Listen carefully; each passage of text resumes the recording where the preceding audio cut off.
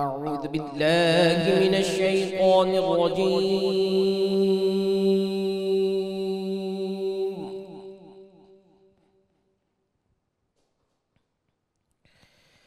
بسم الله الرحمن الرحيم.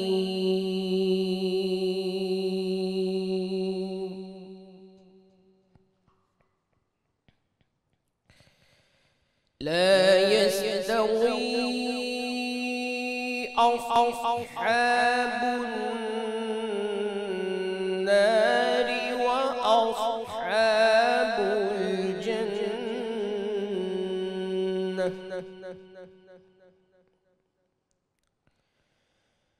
أصحاب الجنة هم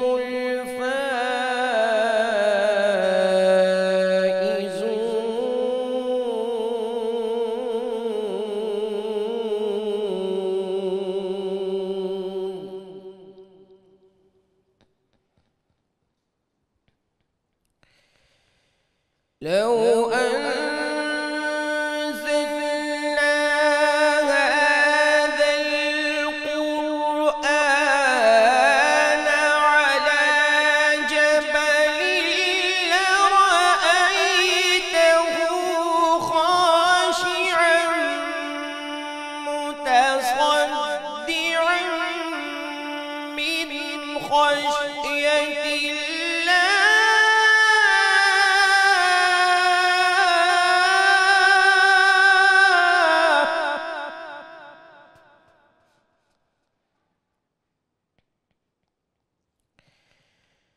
وتلك الأمثال نضربها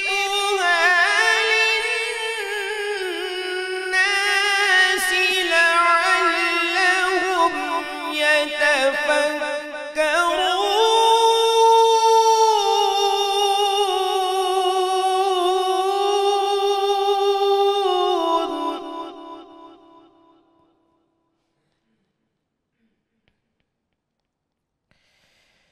هو الله الذي لا إله إلا هو عالم الغيب والشهادة هو الرحمن الرحيم.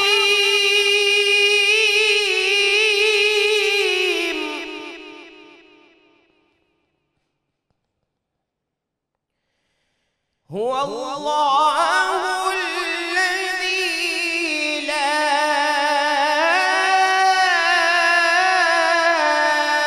إله إلا هو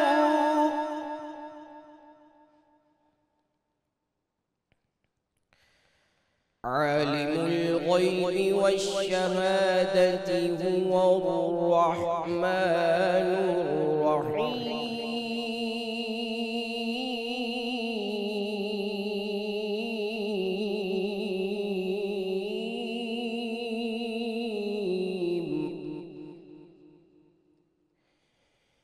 هو الله الذي لا إله إلا هو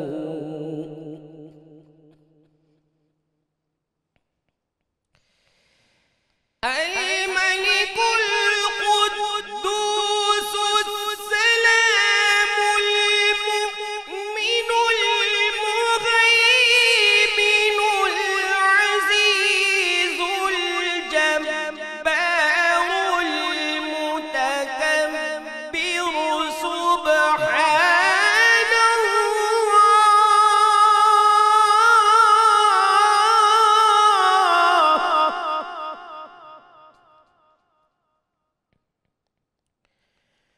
سبحان الله عما يشركون.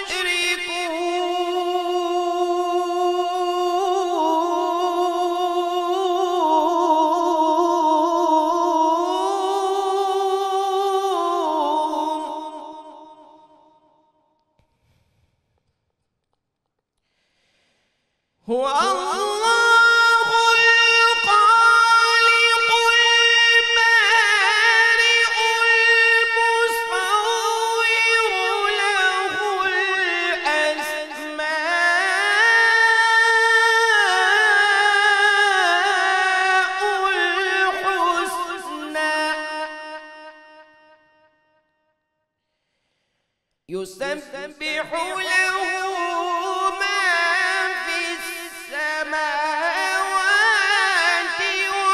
والأرض وهو العزيز الحكيم.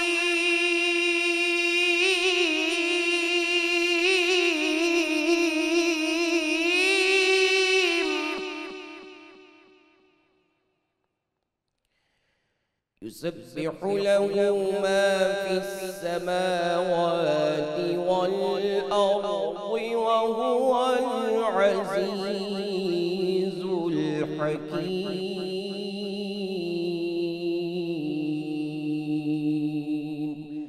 صدق الله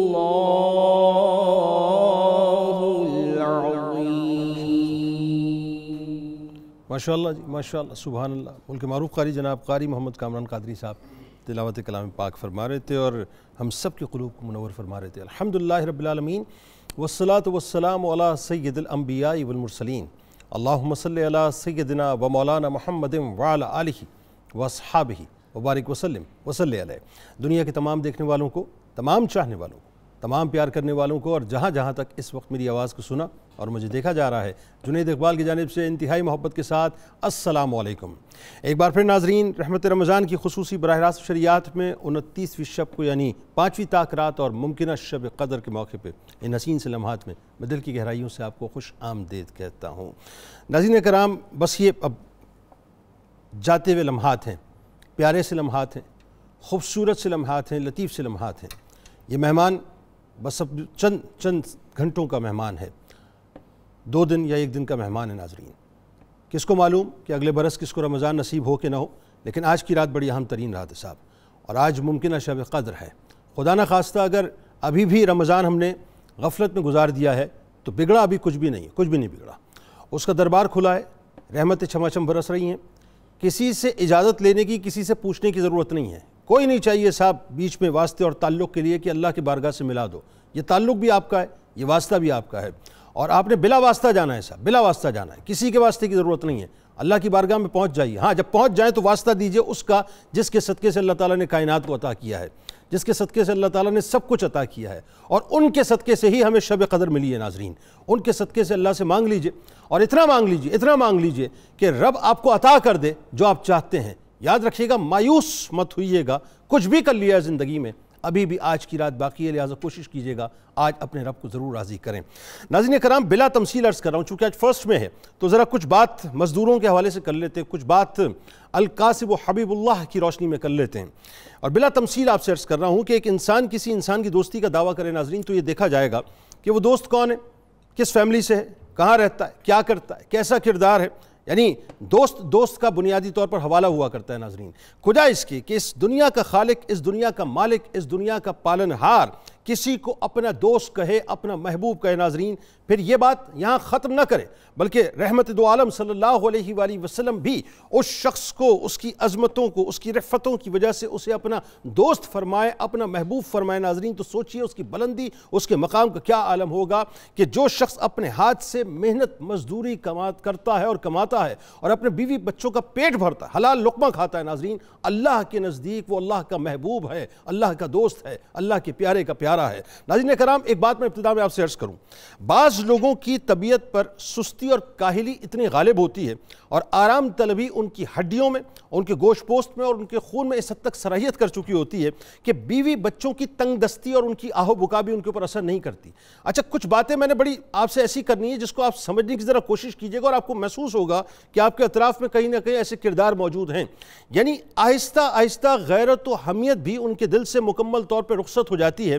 دوسروں کے آگے ہاتھ پھیلانے کو وہ آر بھی نہیں سمجھتے. اور عالم یہ ناظرین کہ دوسروں کی محنت سے کمائے ہوئے مال اور خوشحالی پر ہمیشہ حسد کیا کرتے ہیں اور انہیں حرام کمائی کا طعنہ دیا کرتے ہیں. یعنی خود اپنی اولاد کو مانگے ہوئے لقمے کھلا کھلا کر بڑا کرتے ہیں. ان کے اندر پیدائشی طور پہ ناظرین ہاتھ پھیلانے کی جو ایک کراہت ہے اس کو پیدا کر دیتے ہیں. یعنی ان کے اندر، ان کی جبلت میں، ان کی انسٹنکٹ کے اندر لوگوں سے سوال کرنا پیدا کر دیتے ہیں. جن کو فقط ایک ہی فکر ہوتی ہے کہ کسی کے گھر سے سے اگر کچھ آ جائے تو پیٹ کی دوزخ کو بھر لیں گے، کسی کی اترن مل جائے تو پہن لیں گے، کسی کا کپڑا مل جائے تو اپنی عید منا لیں گے۔ یعنی عالم یہ ہوتا ہے کہ وہ بنیادی طور پر خود بھی اپنے لیے بوجھ ہوتے ہیں، اپنے گھر والوں کے لیے بھی بوجھ ہوتے ہیں، اور معاشرے کے لیے بھی بوجھ بن جایا کرتے ہیں۔ ایک بات ناظرین ذہن میں رکھیے گا، بہت سے لوگ، میں بہت سے نوجوانوں کو آج دیکھتا ہوں، وہ شارٹ کٹ کی تلاش میں ہوتے ہیں کہ ان کو زندگی میں کوئی شارٹ کٹ مل جائے، بہت چھوٹا سا راستہ مل جائے اور ایک دم وہ سائیکل سے سیدھا 2.5 فٹ اونچی گاڑی کے اوپر آ جائیں۔ بہت سے نوجوانوں کو میں نے دیکھا ہے جن کے پاس اپنا گھر نہیں ہوتا، کرائے کے گھر میں رہتے ہیں، یا وہ ڈیڑھیے کے اندر رہتے ہیں، یا وہ ایک روم کے اندر رہتے ہیں، تو وہ سوچتے ہیں کہ بس کوئی ایسا شارٹ کٹ مل جائے کہ فوراً میں بنگلے کے اندر اپنے آپ کو شفٹ کر لوں، یعنی ایک لمحے کے اندر یا چند دنوں کے اندر جو ہے تبدیلی آ جائے، اور ظاہر ہے اس کے لیے وہ مختلف راستے بھی اختیار کرتے ہیں۔ یاد رکھیے گا ناظرین، زندگی کے اندر جو ترقی، جسے آپ دائمی ترقی کہتے ہیں، جسے دوام کہتے ہیں، آپ کی ترقی کو دوام ملا، وہ دوام اس وقت ملتا ہے جب انسان شارٹ کٹ کو اختیار نہیں کرتا، جب انسان ایک لمبی ریس کا گھوڑا اپنے آپ کو بناتا ہے، جب ایک طویل راستے کا اپنے آپ کو مسافر بناتا ہے، جب منزل اس کے سامنے ہوتی ہے، وہ فوکسڈ ہوتا ہے کہ مجھے کرنا کیا ہے، نتیجہ اللہ کے اختیار میں۔ یہ ذہن میں رکھیے گا، ہمارا کام صرف یہ ناظرین کہ ہم محنت کریں اور اخلاص کے ساتھ محنت کریں، تو جیتتا وہ ہے جو لمبی ریس کا گھوڑا ہوا کرتا ہے، جیتتا وہ ہے جو کھلے میدان کے اندر دوڑا کرتا ہے، جیتتا وہ ہے ناظرین کہ جس کے سامنے اپنے ٹارگٹس، اپنے گولز ہوتے ہیں کہ میں نے بنیادی طور پہ کرنا کیا ہے۔ وہ لوگوں کے آسروں پر نہیں ہوتا، وہ لوگوں کے یوں کہیے کہ محتاجی میں نہیں ہوتا، وہ لوگوں کے ہاتھ تلاش نہیں کرتا کہ مجھے کسی کا آسرا مل جائے، کسی کا ہاتھ مل جائے، مضبوط سسرال مل جائے۔ یہ بھی تو ہوتا ہے نا صاحب، مضبوط سسرال مل جائے، کروڑ پتی سسرال مل جائے، میں وہاں رشتہ کر دوں تو بیگم میری کروڑ پتی ہوگی تو میں آٹومیٹکلی کروڑ پتی ہو جاؤں گا۔ یعنی میں کچھ عرصے پہلے جو ہے وہ روپوں کے لیے محتاج تھا اور مقروض تھا، اور چند دنوں کے بعد میں کروڑ پتی ہو جاؤں گا۔ تو شارٹ کٹ زندگی کے اندر ناظرین نہیں ہے۔ یاد رکھیے گا ہمیشہ، اگر ترقی کرنی ہے تو محنت کرنا ہوگی۔ کام کوئی بھی چھوٹا اور بڑا نہیں ہوتا ناظرین۔ بہت سے لوگوں کو میں نے دیکھا ہے جو یہ کہتے ہیں صاحب کہ یہ تو کام بڑا چھوٹا ہے، ہمارے سٹیٹس کا نہیں ہے، ہم کر نہیں سکتے۔ ارے سب کر نہیں سکتے۔ یہاں پر آپ پاکستان کے اندر چھوٹا کام نہیں کر سکتے، اور ویسٹ میں جا کے، امریکہ میں جا کے آپ گوروں کے باتھ روم دھونے کو تیار ہیں۔ یہاں پر آپ کوئی محنت مزدوری کر کے ایمانداری کے ساتھ، انتہائی یوں کہیے کہ ڈگنیٹی کے ساتھ آپ کھڑے نہیں ہونا چاہتے، وہاں پر جا کر آپ گوروں کی ٹیکسی جو مطلب ہے وہ چلانے کو تیار ہو جائیں گے۔ یعنی گورے آپ سے ٹیکسی چلانے کو کہیں آپ کریں گے، آپ کو واش روم صاف کرنے کا کہیں آپ کریں گے، لیکن آپ یہاں بیٹھ کے کام نہیں کریں گے۔ وجہ یہ ہے کہ آپ کو شارٹ کٹ چاہیے۔ کوئی بھی کام ناظرین چھوٹا اور بڑا نہیں ہوتا، انسان کی جو سوچ ہوتی ہے نا بنیادی طور پہ وہ چھوٹی اور بڑی ہوتی ہے۔ یہ جو ہاتھ پھیلانا اور بھیک مانگنا ہے، یعنی یہ کوئی کمال نہیں ہے ناظرین، یہ باعث ذلت بات ہے، جبکہ اپنے ہاتھ سے محنت کر کے حلال اجرت کمانا ناظرین عظیم ترین شرف ہے۔ شرف کو بار بار ریکال کیجئے گا کہ اللہ تعالیٰ اس بندے کو اپنا محبوب کہتا ہے، یعنی جس نے حلال راہ سے دنیا طلب کی تاکہ دوسروں کے سامنے ہاتھ پھیلانے سے بچ سکے اور اپنے اہل و عیال کو کما کر کھلا سکے اور اپنے پڑوسیوں کی بھی مدد کر سکے، وہ اللہ کے حضور اس شان سے آئے گا کہ اس کا چہرہ 14ویں کے چاند کی طرح روشن ہوگا۔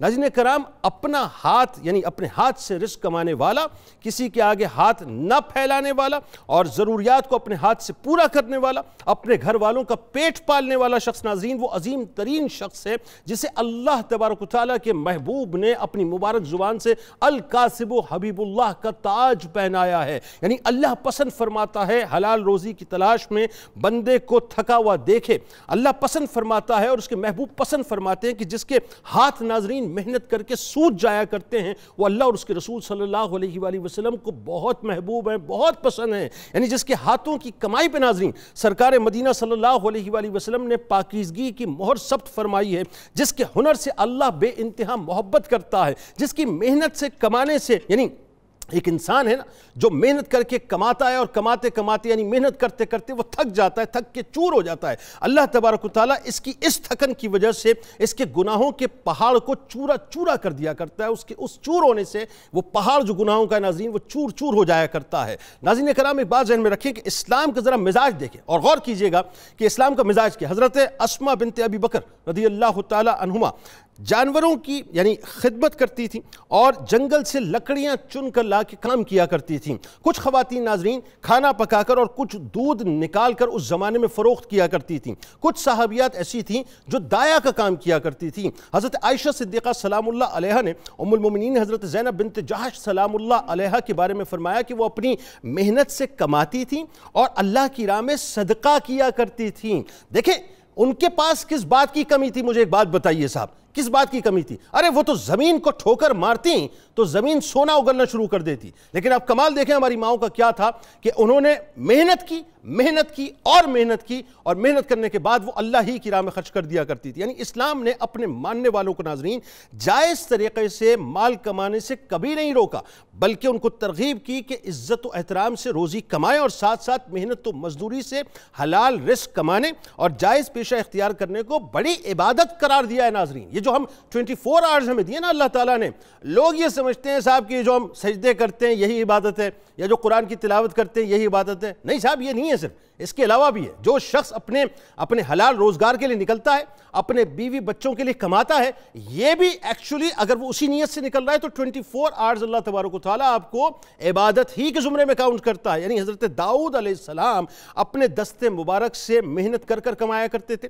حضرت موسیٰ علیہ السلام نے اپنے نفس کو اپنی پاک دامنی کی حفاظت اور اپنے پیٹ کی غذا پر 8 یا 10 سال اجرت پر دیا. حضرت ابو ہریرہ رضی اللہ تعالیٰ عنہ سے روایت ہے کہ سرکار علیہ السلام نے فرمایا کہ اللہ تعالیٰ نے جتنے انبیاء بھیجے ان سب نے کوئی نہ کوئی کسب معاش ضرور اپنایا اور اس کے ساتھ ساتھ بکریوں کی نگہبانی بھی کی. جیسا کہ حضرت آدم علیہ السلام کھیتی باڑی کیا کرتے تھے، حضرت زکریا علیہ السلام بڑھئی کا کام کیا کرتے تھے، حضرت موسیٰ علیہ السلام بھیڑ بکریاں چرایا کرتے تھے، حضرت ادریس علیہ السلام درزی کا کام کیا کرتے تھے، حضرت داؤد علیہ السلام آہنگری کیا کرتے تھے، حضرت ابراہیم علیہ السلام بزاز تھے، حضرت اسماعیل علیہ السلام تیر بنایا کرتے تھے. خود نبی کریم صلی اللہ علیہ وآلہ وسلم ہمارے آپ کے آقا و مولا بکریاں بھی چرایا کرتے تھے، تجارت بھی کیا کرتے تھے. یعنی ناظرین روزگار کے لیے محنت کرنا یہ انبیاء کی سنت ہے، اسلام کا طریق ہے.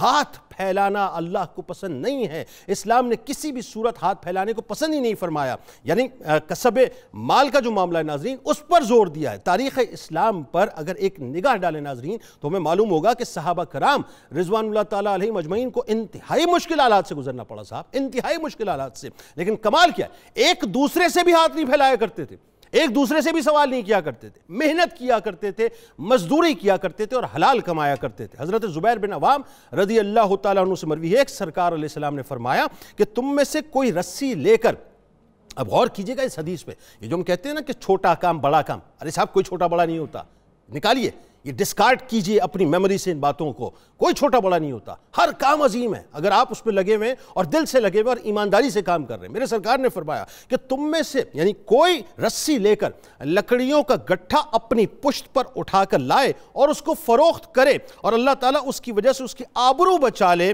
یہ اس سے بہتر ہے کہ لوگوں سے سوال کرے اور وہ اس کو دے یا نہ دے. یہ سرکار علیہ السلام نے تعلیم فرمائی. اب یہاں چھوٹا بڑا کہاں سے آ گیا؟ دوسری بات سنیے ناظرین کہ جتنی مذمت اسلام نے بھیک مانگنے کی ہے شاید ہی دنیا میں کسی اور مذہب نے کی ہو، کیونکہ اس میں انسانیت کی ایک تو تذلیل ہے. ظاہر دیکھیں نا، جب آپ کسی کے آگے جا کے مجبوری بتاتے ہیں اور آپ اس سے بھیک مانگتے ہیں، وہ آپ کو 1 دفعہ دے گا 2 دفعہ دے گا، آپ سوچیے ذرا، آپ نگاہ ملانے کے قابل نہیں رہتے صاحب. آپ کی عزت نفس کو مجروح کر دیا جاتا ہے. آپ کی عزت نفس جو ہے وہ یہ سمجھ لیجئے کہ جیسے انسان مسل دیتا ہے نا عزت نفس کو، آپ ایسے مسل دیا کرتے ہیں اور آپ کو اچھا لگتا ہے کہ آپ بار بار جا کے کسی کے در پہ کھڑے ہوں اور اس سے سوال کریں. یعنی اسلام انسانیت کو وقار عطا کرتا ہے، آپ کو باوقار رہنا چاہیے. اسی لیے حضرت عبداللہ بن عمر رضی اللہ تعالیٰ عنہما سے مروی ہے کہ نبی کریم صلی اللہ علیہ وآلہ وسلم نے فرمایا کہ ایک شخص لوگوں سے مانگتا رہتا ہے یہاں تک کہ وہ قیامت کے دن اس حال میں آئے گا اس کے چہرے پر گوشت کا ٹکڑا نہ ہوگا. ذرا سوچئے کہ کتنا شدید عذاب ہے کسی سے سوال کرنے کا. حضرت عبداللہ رضی اللہ تعالیٰ عنہ سے مروی ہے کہ سرکار علیہ السلام نے فرمایا، اور ناظرین کرام سرکار علیہ السلام کی جو حدیث مبارکہ ہے اس میں بہت واضح طور پہ ایک بات ہے کہ بنیادی فرائض کے بعد رزق حلال کی طلب سب سے بڑا فرض ہے. اب اس کے بعد تو کوئی بات نہیں رہ جاتی. کام کوئی چھوٹا نہیں ہوتا، کام کوئی بڑا نہیں ہوتا. محنت کیجئے. اللہ تبارک و تعالیٰ محنت کا ثمرہ ضرور دیتا ہے. کامیابی اس کے اختیار میں ہے، ناکامی بھی اس کے اختیار میں ہے. آپ کا کام صرف محنت کرنا ہے. سچی نیت اخلاص کے ساتھ محنت کیجئے. اللہ تعالیٰ نے جو آپ کے مقدر میں لکھا ہے آپ کو مل کے رہے گا. لیکن شرط یہ ہے کہ آپ نے بستر پہ لیٹے نہیں رہنا ہے. آپ نے باہر نکلنا ہے. چارپائی پہ لیٹے نہیں رہنا ہے، باہر نکلنا ہے. آپ نے اپنے سسرال پہ تکیہ نہیں کرنا ہے، نکلنا ہے باہر. جب آپ باہر نکلیں گے اللہ تبارک و تعالیٰ آپ کا حامی اور مددگار ہوگا۔ آغاز کرتے ہیں جناب، ہمارے ساتھ اس وقت جو شخصیات موجود ہیں یقیناً کسی تعارف کی محتاج نہیں۔ پہلی شخصیت ممتاز عالم دین، ہمارے بزرگ، آپ کے ہمارے ہم سب کے انتہائی قابل احترام جناب پروفیسر محمد سعید احمد خان صاحب تشریف فرمائیں۔ دوسری شخصیت آپ کے ہمارے ہم سب کے انتہائی قابل احترام بزرگ ہیں، ممتاز اسکالر ڈاکٹر شبیر احمد جامی صاحب ہمارے ساتھ موجود ہیں۔ تیسری شخصیت ممتاز عالم دین، آپ کے ہمارے ہم سب کے بہت پسندیدہ ہیں، علامہ محمد احمد برکاتی صاحب موجود ہیں۔ تینوں احباب کو السلام علیکم، خوش آمدید۔ اور میرے دائیں جانب میرے بھائی پرنس آف قوالی کہا جائے تو غلط تو نہیں ہوگا نا؟ آپ کو پتہ، شکریہ جناب شیر میاداد خان صاحب، تمام احباب کو میں خوش آمدید کہتا ہوں، السلام علیکم۔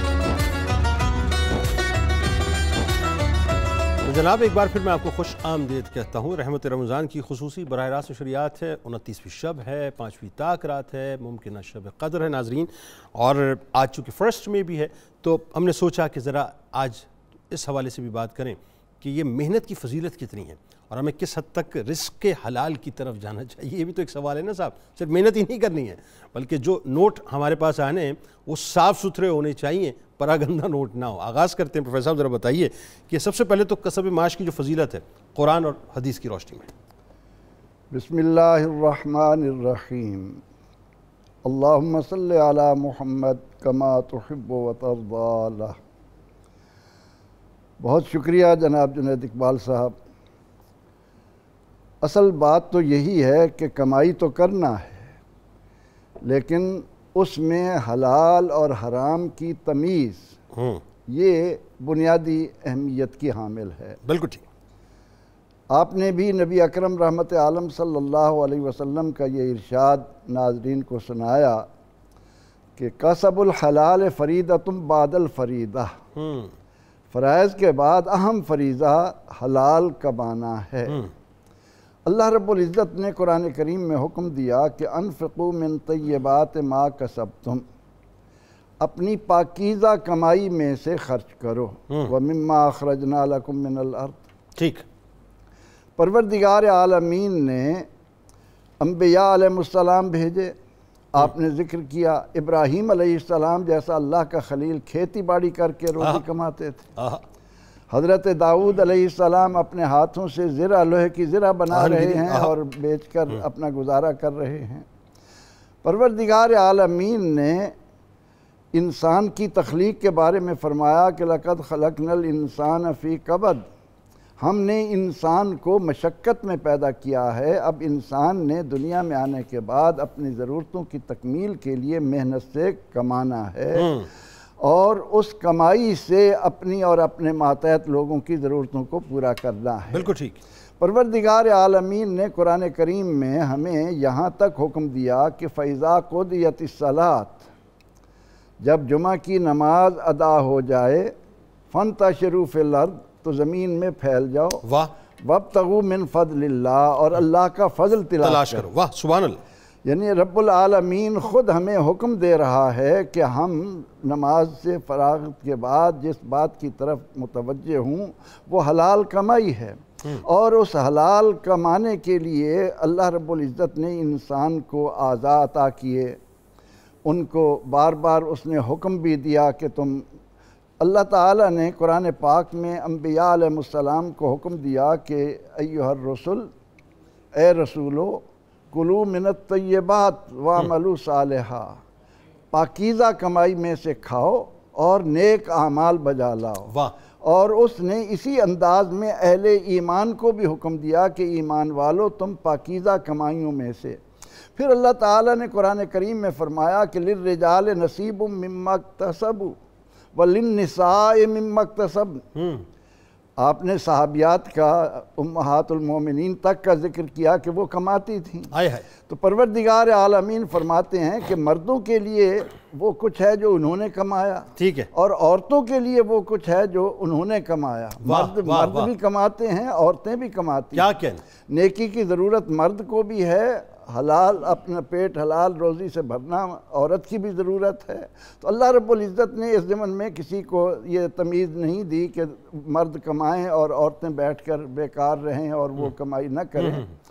تو پروردگار عالمین نے قرآن پاک کے اندر جہاں ہمیں یہ حکم دیا کہ ہم اپنی پاکیزہ کمائیں، اور فرمایا اللہ کے نبی علیہ الصلاۃ والتسلیم نے کہ اطلب الرزق فی خبایا الارض، کہ زمین کی پہنائیوں میں گہرائیوں میں رزق تلاش کرو۔ اللہ، زمین کی پہنائیوں اور گہرائیوں میں اللہ، اب اس میں کان کنی بھی ہے، زراعت بھی ہے۔ واہ واہ واہ واہ، زراعت کے ضمن میں تو ہم یہ دیکھتے ہیں کہ جتنی گوڈی اتنی ڈوڈی، ٹھیک ہے، کہ جتنا زیادہ ہم کھودیں گے اتنا زیادہ ہمیں رزق ملے گا۔ واہ واہ واہ، اور اسی لیے فرمایا کہ القاسب و حبیب اللہ، محنتی جو ہے وہ اللہ کا دوست ہے۔ سبحان اللہ۔ اور خود نبی اکرم رحمت عالم صلی اللہ علیہ وسلم نے اپنے اسوہ حسنہ میں کئی مقامات پر کہ اگر آپ کے پاس آ کر ایک آدمی کے بارے میں کہا جاتا ہے کہ یا رسول اللہ صلی اللہ علیہ وسلم فلاں شخص ہر وقت اللہ اللہ کرتا رہتا ہے، اچھا، اس کے سارے اوقات اللہ اللہ کرنے میں گزرتے ہیں،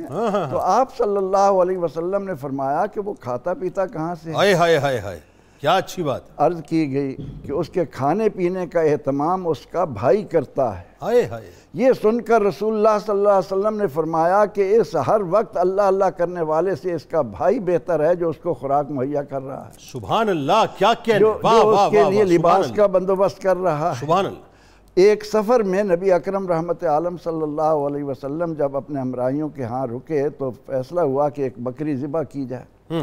ایک صحابی نے اپنے ذمہ لیا کہ میں بکری ذبح کروں گا، دوسرے نے کہا میں اس کی کھال اتاروں گا، ایک نے کہا میں اس کا گوشت بناؤں گا، ایک نے کہا کہ میں اس کو پکاؤں گا۔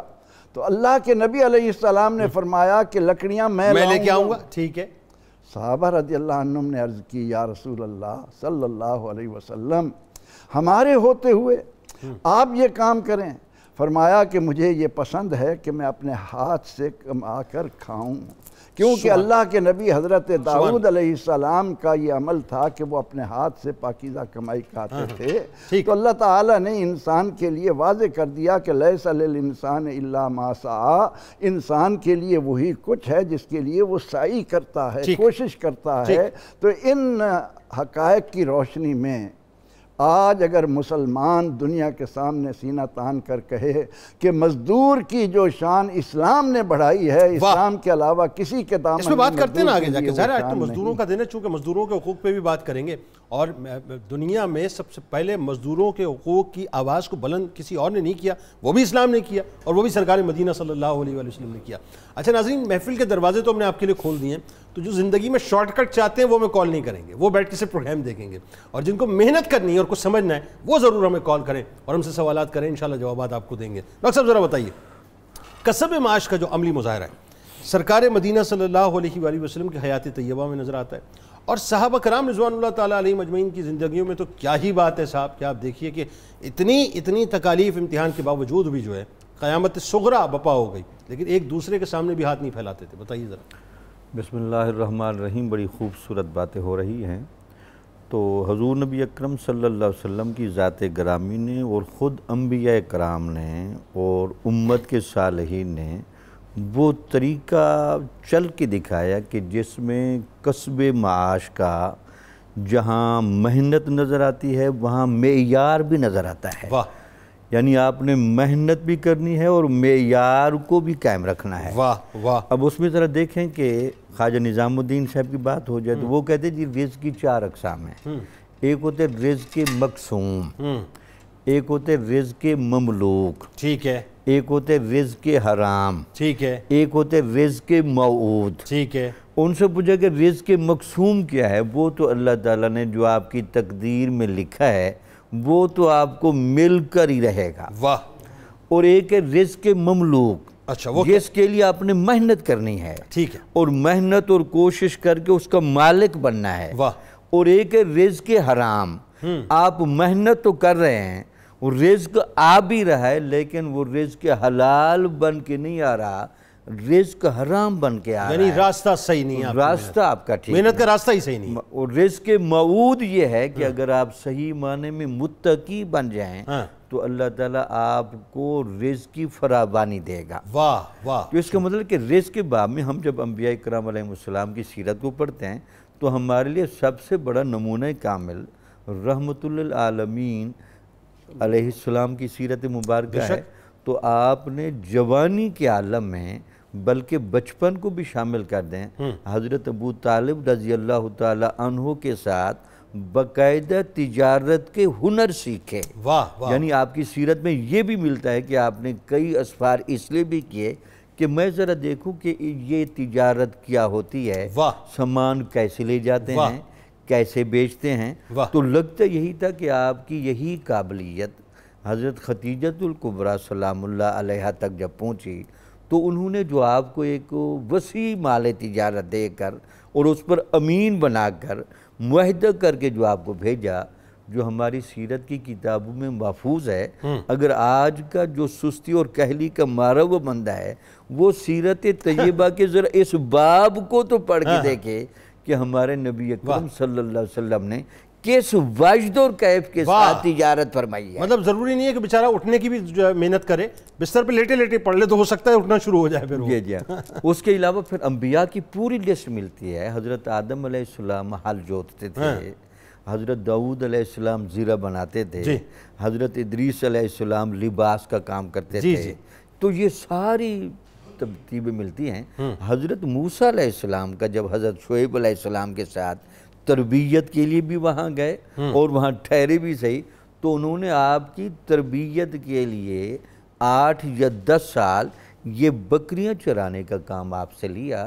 تو یہ جو کسب معاش کرنا یہ ہوتا کیا ہے؟ اللہ تعالیٰ نے انسان کا ایک پورا میکنزم بنایا ہے۔ یہ جسم کو طاقت چاہیے، ٹھیک ہے، لیکن اس کو اگر آپ حلال کی طاقت دیں گے تو یہ حلال کی طرف پرواز کرے۔ درست ہے۔ حضور نبی اکرم صلی اللہ علیہ وسلم کا بڑا مشہور فرمان سنیے۔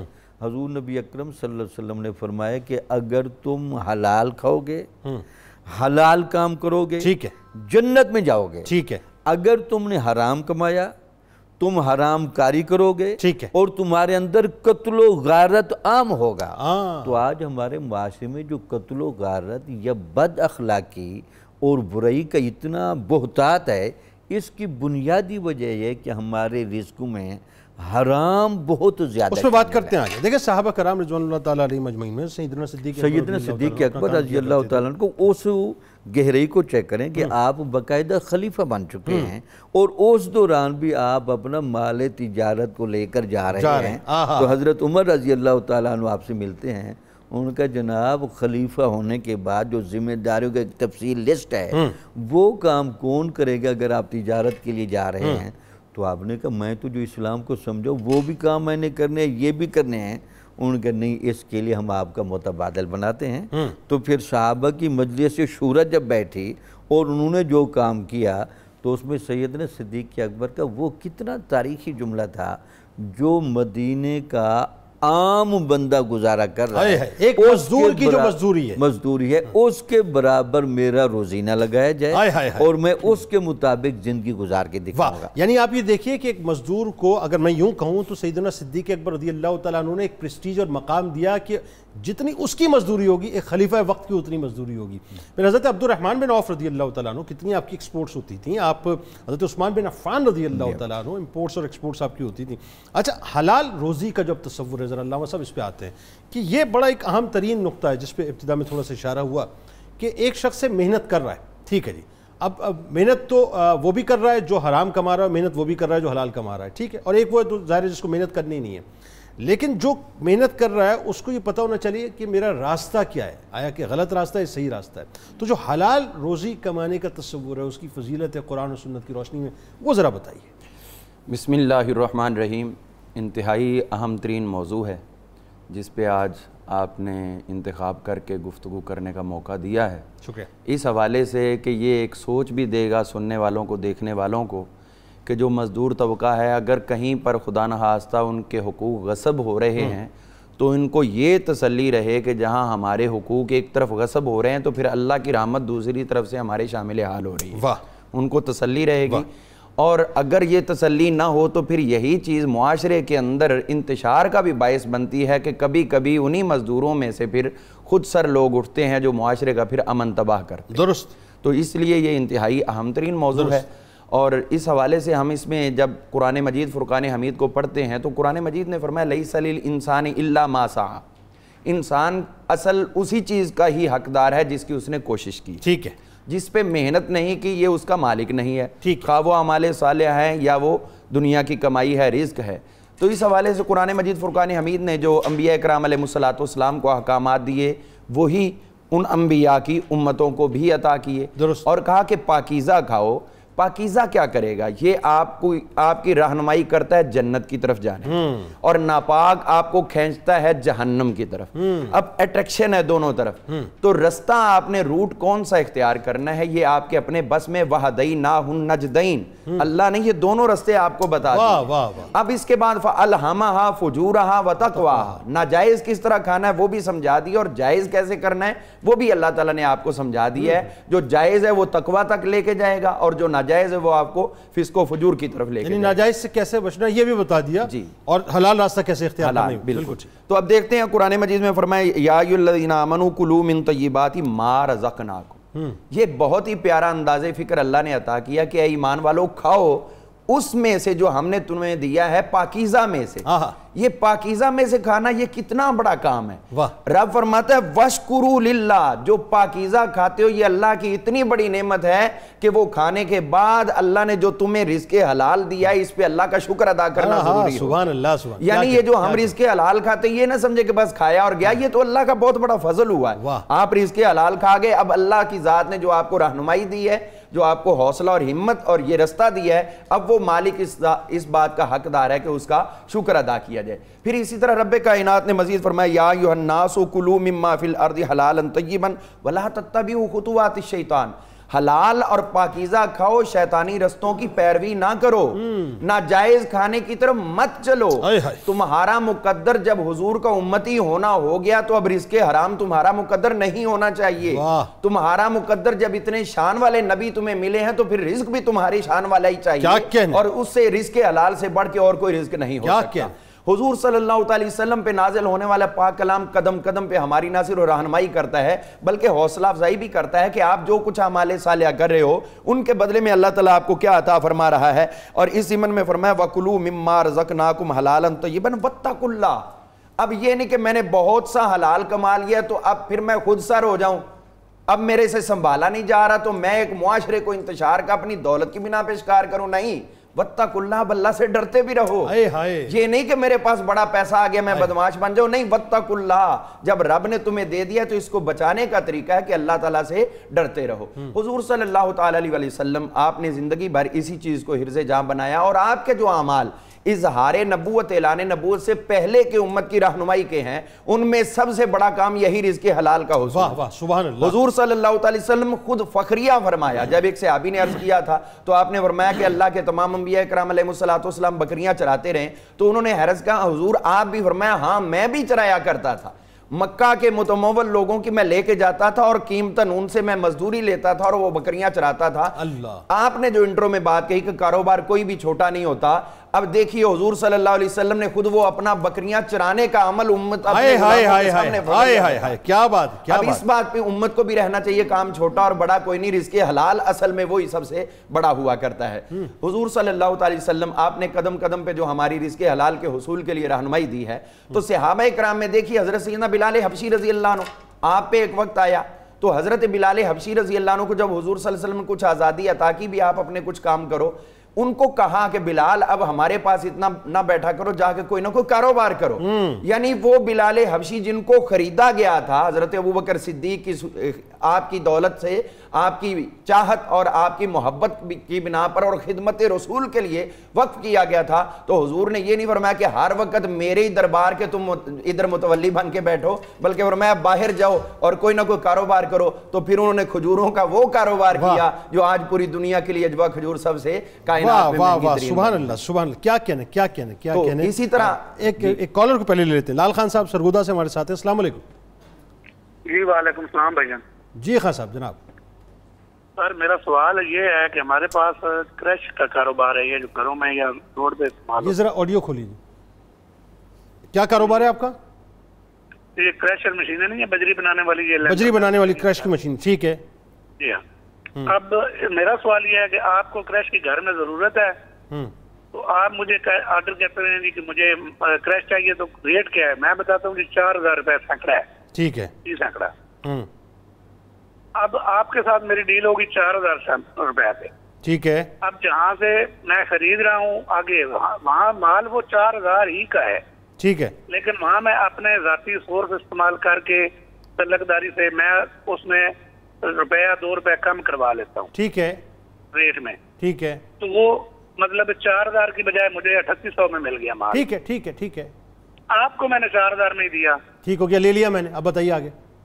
تو وہ اس میں مطلب کوئی فرق تو نہیں آ جاتا، مال واقعہ تن 4,000 والا ہی ہوگا. ٹھیک ہے، میں سمجھ گیا آپ کی بات، میں آپ کی بالکل سمجھ گیا. ابھی کچھ کم نہیں کی، کوانٹٹی کم نہیں کی. بالکل سمجھ گیا آپ کا مسئلہ. میں سمجھ گیا آپ کا مسئلہ، میں سمجھ گیا. میں بھی کچھ کاروبار کرتا ہوں، فکر نہ کریں، ابھی بتاتے ہیں آپ کو.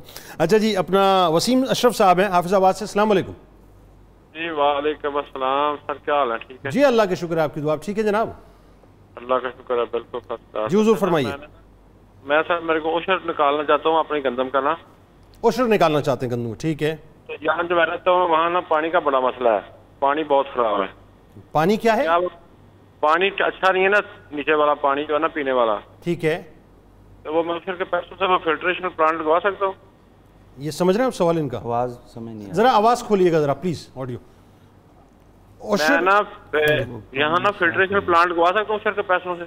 آپ ذرا اس سوال اپنا دوبارہ کیجیے. میں نا یہاں رہتا ہوں نا، وہاں پانی کا بہت مسئلہ ہے نا. ٹھیک ہے.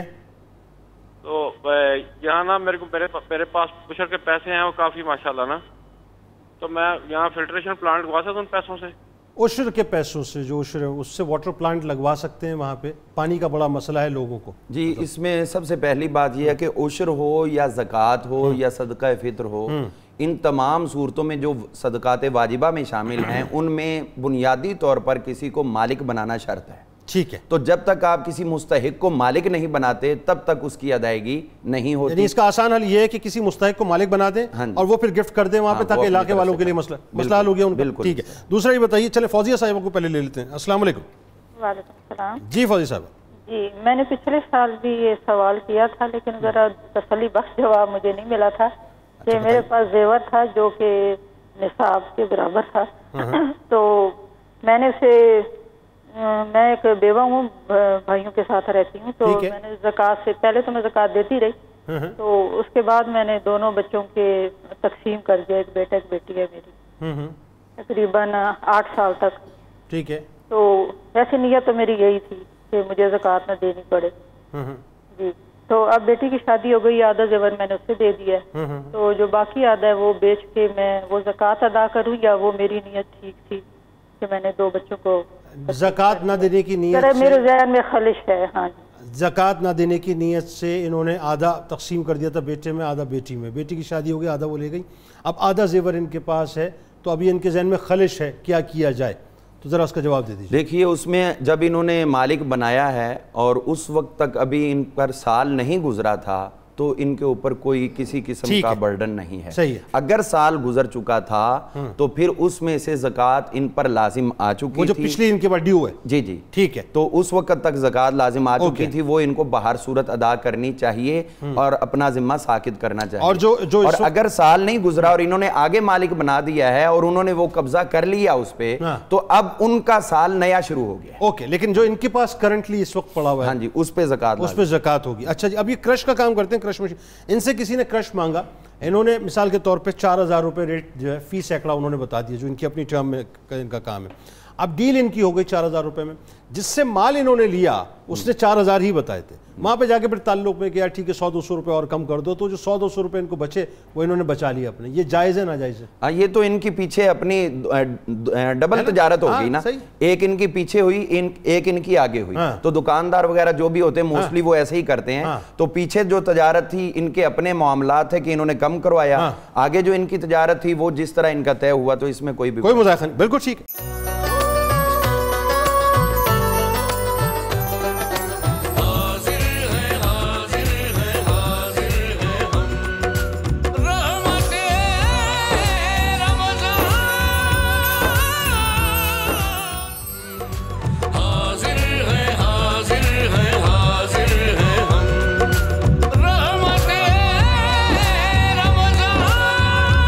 جناب ایک بار پھر آپ کو خوش آمدید، اور آئیے سلسلے کو وہیں سے جوڑتے ہیں ناظرین جہاں پہ ٹوٹا تھا۔ اور اب جو بڑی اہم ترین بات اس وقت میں پروفیسر صاحب کی زبانی آپ کو سنانے والا ہوں، اس کو بہت توجہ سے سنیے گا صاحب، اور اس میں وہ لوگ بھی آ جائیں گے ظاہر ہے جو کاروبار کرتے ہیں، اپنا کام کرتے ہیں، محنت مزدوری کرتے ہیں، چاہے وہ ہاتھ کی کمائی ہے ویسے، اور وہ لیبر طبقہ بھی آئے گا جو کسی کے ماتحت کام کرتا ہے۔ اب جو حرام کمائی کا تصور ہے ناظرین، اس سے بچنا کیسے، اس کے لیے وعیدیں کتنی سخت ہیں قرآن و حدیث میں، یہ اب آپ کو بتلاتے ہیں۔ اور یہ بھی ذرا سمجھتے ہیں صاحب کہ جو لوگ اپنی ٹائمنگز میں ڈنڈیاں مارتے ہیں، کیا وہ بھی خدا نخواستہ اپنی کمائی کو جو حرام کر رہے ہیں؟ ذرا پروفیسر صاحب بتائیے اس حوالے سے حرام کمائی سے بچنے کی جو تاکید کی گئی اور جو وعیدیں بیان کی گئی۔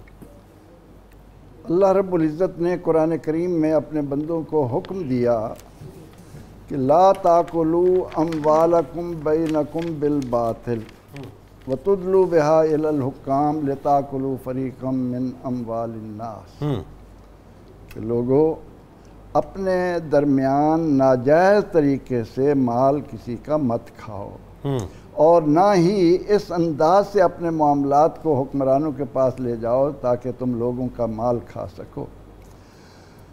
پروردگار عالمین نے حلال اور حرام کے درمیان ہمیں ایک تمیز عطا کی ہے، یہ جاننے کے لیے کہ کون سا مال طیب ہے کون سا خبیث ہے۔ لا تتبدل الخبیث بالطیب، حکم دیا گیا کہ طیب کے بدلے ناپاک مت لو۔ آقا علیہ السلام نے فرمایا کہ مال حرام سے وجود میں آنے والے جسم پر جنت کی خوشبو حرام۔ آئے ہائے ہائے اللہ۔ اور میں نے یہ جو بات کہی کہ طیب اور خبیث کے درمیان فرق کیا کریں، تو اس ضمن میں بہترین انداز یہ ہے کہ سب کو اللہ دیتا ہے، لیکن جو شخص اللہ سے اس کے محبوب کے دامن سے وابستہ ہو کر لیتا ہے وہ اس کے لیے حلال ہے، اور اگر درمیان سے اس کے محبوب کا واسطہ ہٹا دے تو ملتا اللہ سے ہے لیکن حرام ہوتا ہے، حلال نہیں ہوتا۔ ایک تاجر تجارت کے لیے نکلتا ہے، مزدور مزدوری کے لیے نکلتا ہے، کہتا ہے کہ اللہ تیرا آسرا، اور چور چوری کے لیے نکلتا ہے، وہ بھی یہی کہتا ہے کہ یا اللہ تیرا آسرا۔ ہاں، بہت سے لوگ جو غلط کام کر رہے ہوتے ہیں، حرام کام کر رہے ہوتے ہیں، وہ کہتے ہیں اب یہ تو اللہ ہی ہمیں دے رہا ہے، معذل مطلب یہ بات کرتے ہیں۔ ٹھیک، اللہ تعالیٰ نے یہ ایک معیار رکھا ہے کہ محبوب کریم صلی اللہ علیہ وسلم کے در پر اس سے آ کر لو، اور پھر دنیا کے اندر جو شخص بھی کسی کا حق مارتا ہے، جو مال ناجائز طریقے سے لیتا ہے، وہ حضور سید عالم صلی اللہ علیہ وسلم کے اس ارشاد کو سامنے رکھے کہ قیامت کے دن اس کی نیکیاں اس کو دے دی جائیں گی۔ اور اگر کسی نے زمین کے اعتبار سے کسی کا حق مارا ہے تو جتنا ٹکڑا زمین کا کسی نے غصب کیا ہے، قیامت کے دن توق بنا کر اس کے گلے میں ڈال دیا جائے گا کہ لے تو نے دنیا میں اس بات کی پرواہ نہیں کی تھی۔ اور حلال اور حرام کے ضمن میں یہاں پر میں اپنے دیکھنے والوں کو ایک بہت پیارا واقعہ پیش کروں گا جو یقینی طور پر ان کو ان حقائق کو سمجھنے میں مدد دے گا۔ ایک پیارا نام ہے ہماری تاریخ کا، عمر بن عبدالعزیز رحمۃ اللہ علیہ۔ علماء لکھتے ہیں کہ خلیفہ منصور کی خدمت میں حضرت عبد الرحمن بن قاسم بن محمد بن ابی بکر آئے رضی اللہ عنہ۔ وہ ان سے کہنے لگے کہ آپ مجھے کچھ نصیحت کیجئے۔ واہ، بڑا زبردست واقعہ ہے، اس کو سمجھنے کی کوشش کریں سننے والے دیکھنے والے، کہ منصور حضرت عبد الرحمن سے کہتا ہے کہ مجھے کچھ نصیحت کیجئے۔ وہ فرماتے ہیں کہ اپنے مشاہدے سے کروں یا سنی سنائی بات کروں؟ واہ۔ منصور کہتا ہے نہیں، اپنے مشاہدے سے بات کروں۔ واہ۔ تو حضرت عبد الرحمن فرماتے ہیں کہ منصور سن، عمر بن عبدالعزیز کا جب آخری وقت آیا تو ان کے پاس 17 دینار تھے۔ ان 17 دینار میں سے 5 دینار ان کی تجہیز و تکفین پر خرچ ہوئے، 2 دینار میں قبر خریدی گئی، اللہ اکبر، باقی 10 دینار بچے وہ 11 بیٹوں میں تقسیم ہو گئے۔ یہ خلیفہ وقت کی بات ہو رہی ہے، خلیفہ وقت کی۔ حلال اور حرام کے امتیاز کو آپ معمولی سطح سے لے کر اوپر تک ذرا نظر دوڑائیں، یعنی لاکھوں میل پہ جن کی حکمرانی ہے۔ جی ہاں۔ اب اس کے مقابلے میں ہشام بن عبد الملک کے مرنے کے بعد جب اس کا ورثہ تقسیم کیا گیا تو اس کے بیٹوں کو 10-10 لاکھ دینار ملے۔ عبد الرحمن فرماتے ہیں کہ میں نے اپنی زندگی میں عمر بن عبد العزیز کے بیٹوں میں سے ان کی اولاد میں سے ایک کو دیکھا کہ وہ دن میں 100 گھوڑے صدقہ کر رہا ہے، ہائے ہائے، جنہیں وراثت میں 1 دینار بھی نہیں ملا ہائے تھا۔ ہائے ہائے ہائے، اور اس کے مقابلے میں ہشام بن عبد الملک کی اولاد کو میں نے دیکھا کہ وہ بھیک مانگ رہی ہے۔ اللہ اللہ، یہ ہے حلال اور حرام کے کیا اچھی مثال آپ نے، کیا اچھا واقعہ ہوتا ہے۔ واہ، تو نبی اکرم رحمت عالم صلی اللہ علیہ وسلم نے انسان کے لیے بہترین کمائی وہ فرمائی ہے جو انسان اپنے ہاتھ سے محنت کر کے اپنے اندر اپنے بچوں کو کھلاتا ہے اپنے لیے۔ ٹھیک، حضرت سعد رضی اللہ عنہ کے ہاتھوں کو اللہ کے نبی علیہ السلام نے دیکھا، مزدور کی عظمت کا آپ نے ذکر واہ کیا۔ واہ واہ واہ، حضور علیہ السلام نے ان کے ہاتھوں کو دیکھا کہ گٹے پڑے ہوئے ہیں، سیاہ ہو رہے ہیں۔ آئے، اللہ کے نبی علیہ السلام نے ان کے ہاتھوں کو پکڑ کر فرمایا میرے ساتھ تیرے ہاتھوں کی یہ حالت کیوں ہے؟ عرض کی یا رسول اللہ صلی اللہ علیہ وسلم پتھر توڑتا ہوں، آئے، پہاڑوں پر کام کرتا آئے، ہوں، اس سخت کام کی وجہ سے میرے ہاتھوں کی یہ کیفیت ہو رہی ہے۔ تو اللہ کے نبی علیہ السلام نے اس مزدور کے ہاتھ کو پکڑ کر چوم آئے لیا۔ ہائے ہائے، جن ہاتھوں کو میرے سرکار بوسا دیں اس کا عالم کیا ہوگا؟ فرمایا یہ ہاتھ اللہ کو بہت پسند ہے۔ واہ واہ واہ واہ، سبحان اللہ ہمیں سبحان اللہ۔ زندگی میں ما من دابت فی الارض الا علی اللہ رزقھا، اللہ نے ہر ایک کا رزق مقسوم کیا ہے، بالکل ٹھیک ہے، اس کا مستودع اور مستقر بھی جانتا ہے، لیکن انسان نے اللہ سے جو لینا ہے وہ حلال طریقے ایسا ہی، سے بلکہ وہ دیکھیں نا، وہ حرام ایک سے بچائے۔ حدیث پاک کا مفہوم ہے نا کہ جو جسم حرام کے پیسوں سے پلا بڑا اس کا حق ہے کہ وہ جہنم کی آگ کا ایندھن بنے، آگ کا ایندھن بنے، اس پر جنت کی خوشبو حرام قرار دے دی۔ اچھا، دوسری بات میں آپ کو بتاؤں، یہ جو بات آپ کر رہے ہیں، میں تو عموماً جو ہماری پٹھان کمیونٹی ہے، بڑی قابل فخر کمیونٹی ہے، میں عموماً ان کو دیکھتا ہوں کہ خان صاحب روزے ہو کچھ بھی ہو، لیکن وہ جس انداز سے وہ کھدائیوں کے کام اور دیگر وہ کر رہے ہوتے ہیں، محنت مزدوری کر رہے ہوتے ہیں، رشک آتا ہے، روزے بھی نہیں چھوڑتے، تو ایسے ظاہر جو اللہ تعالیٰ پھر رفتیں بھی پھر ایسی عطا کرتا ہے۔ ڈاکٹر صاحب ذرا یہ بتائیے اب کہ جو توکل کا معاملہ، اب یہاں پہ ایک سوال پیدا ہو گیا، بہت سے ایسے لوگ ہیں وہ کہتے ہیں جی ہمارے نصیب میں جو لکھا ہوا مل جائے گا، اور وہ بیٹھے بیٹھے کہتے ہیں مل جائے گا، ملتا کچھ نہیں ہے۔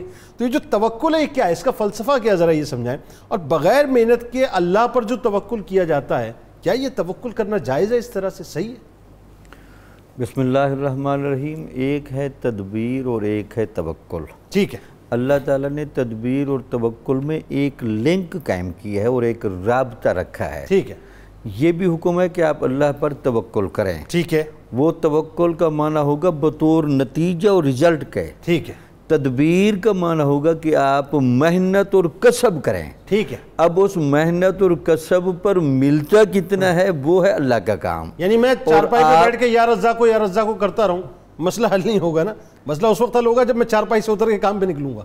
چلو یا رزاق بھی کرے اور کام پر بھی جائے، دونوں کو اکٹھا کر لے تو یہ چیزیں بیلنس ہو جائیں۔ بالکل صحیح ہے۔ یا ایک اور سوال کروں جس میں لوگ بعض اوقات مغالطہ کھاتے ہیں، توکل کیا کی درجات ہیں؟ بعض اوقات یہ ہوتا ہے کہ توکل کا آپ کو وہ درجہ بھی ملتا ہے جہاں تدبیر کو عام طور پر ساتھ چلانا ہے ہر بندے نے، ٹھیک ہے، لیکن بعض اوقات توکل کا وہ درجہ بھی ملتا ہے جو سیدنا صدیق اکبر نے مظاہرہ کر کے دکھایا۔ واہ واہ واہ، اپنے گھر کا سارا مال لا کر قدمین مصطفیٰ پر نشاور کیا تو حضور نبی اکرم صلی اللہ علیہ وسلم نے پیار سے پوچھا کہ گھر والوں کے لیے بھی کچھ رکھ کے آئے ہیں؟ تو آپ نے فرمایا کہ نہیں، ان کے لیے اللہ اور اس کے رسول کا نام رکھ کے آیا ہوں۔ ہاں، اگر توکل کے آپ اس درجے پر فائز ہیں وہ اور بات ہے، تو وہ اور بات ہے، لیکن اس میں بھی فضیلت یہ ہے الفقر و فقری، تب بھی آپ نے حالت فقر میں رہتے ہوئے کسب ضرور کر کے دکھانا ہے۔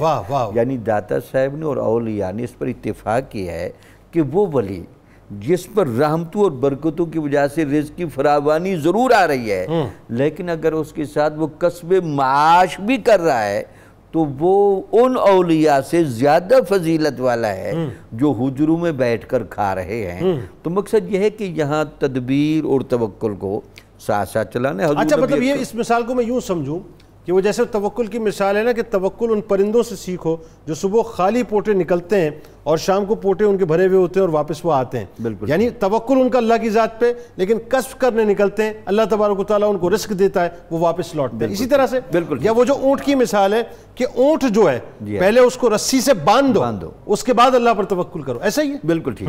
اب اس میں ایک واقعہ اور بتائیے، وہ جو آپ بات، کیونکہ واقعہ سے ذرا بات سمجھنے میں آسانی ہوتی.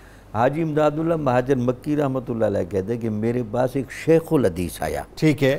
اس نے کہا حضرت میں رات کو ایک بڑا عجیب و غریب خواب دیکھتا ہوں کہ میں کھانے پر کچھ ایسی چیزیں رکھ کے کھاتا ہوں جن کا میں نام بھی نہیں لے سکتا، تو بڑی کراہت والی چیزیں ہیں. تو میں شیخ الحدیث ہوں، درس حدیث پڑھاتا ہوں، یہ سارے کام اس کی کیا وجہ ہے؟ تو انہوں نے کہا کہ یہ مجھے بتائیں کہ ان تینوں میں سے ایک وجہ ہے. یا تو یہ ہے کہ جہاں آپ نے نوکری لی ہے وہاں آپ نے کوئی جھوٹ بولا ہے. ٹھیک ہے. یا پھر یہ ہے کہ آپ جہاں حدیث پڑھاتے ہیں تو کہیں شرع اپنی طرف سے تو نہیں ڈال دیتے جی، اس کا وہ معنی بنتا ہی نہیں اور آپ نے شرع اپنی طرف سے ڈال دی. یا پھر یہ ہے کہ کہیں ایسا تو نہیں کہ آپ پیچھے سے کوئی حلال ذریعے سے نہ آ رہے ہوں، کوئی خاندانی نسب میں تو مسئلہ نہیں. اس نے کہا جی میں کل پرسوں پوری تحقیق کر کے بتاؤں گا. تو اس نے تینوں ذرائع پر غور کیا. اس نے کہا حدیث کی شرح بھی ٹھیک کرتا ہوں، نسلاً حلالی ہوں. یہ ضرور ہے کہ جس جگہ میں نوکری لینے گیا وہاں پہلے میں نے بولا جھوٹ تھا. ان کو ایک شیخ الحدیث کی ضرورت تھی. انہوں نے مجھ سے پوچھا کہ آپ کتنے عرصے سے حدیث پڑھا رہے ہیں؟ میں پڑھا نہیں رہا تھا. میں نے کہا جی 10-12 سال سے میں حدیث پڑھا رہا ہوں. اگرچہ میرا مطالعہ بھی تھا. وہاں جانے کے بعد جب میں نے حدیث پڑھی بچے بھی مطمئن ہو گئے. ٹھیک ہے. تو انہوں نے کہا وہ جو آپ نے جھوٹ بولا تھا اس کی ان سے معذرت کریں، ان کو سیدھی بات بتائیں جی میں نے جھوٹ کی بنیاد پر یہ نوکری آپ کے پاس شیخ الحدیث بنا ہوں. وہ کہتے ہیں جب انہوں نے وہ بات کلیئر کی تو آ کر بتایا جی اب وہ خواب میں دیکھنا بند ہو گیا ہے.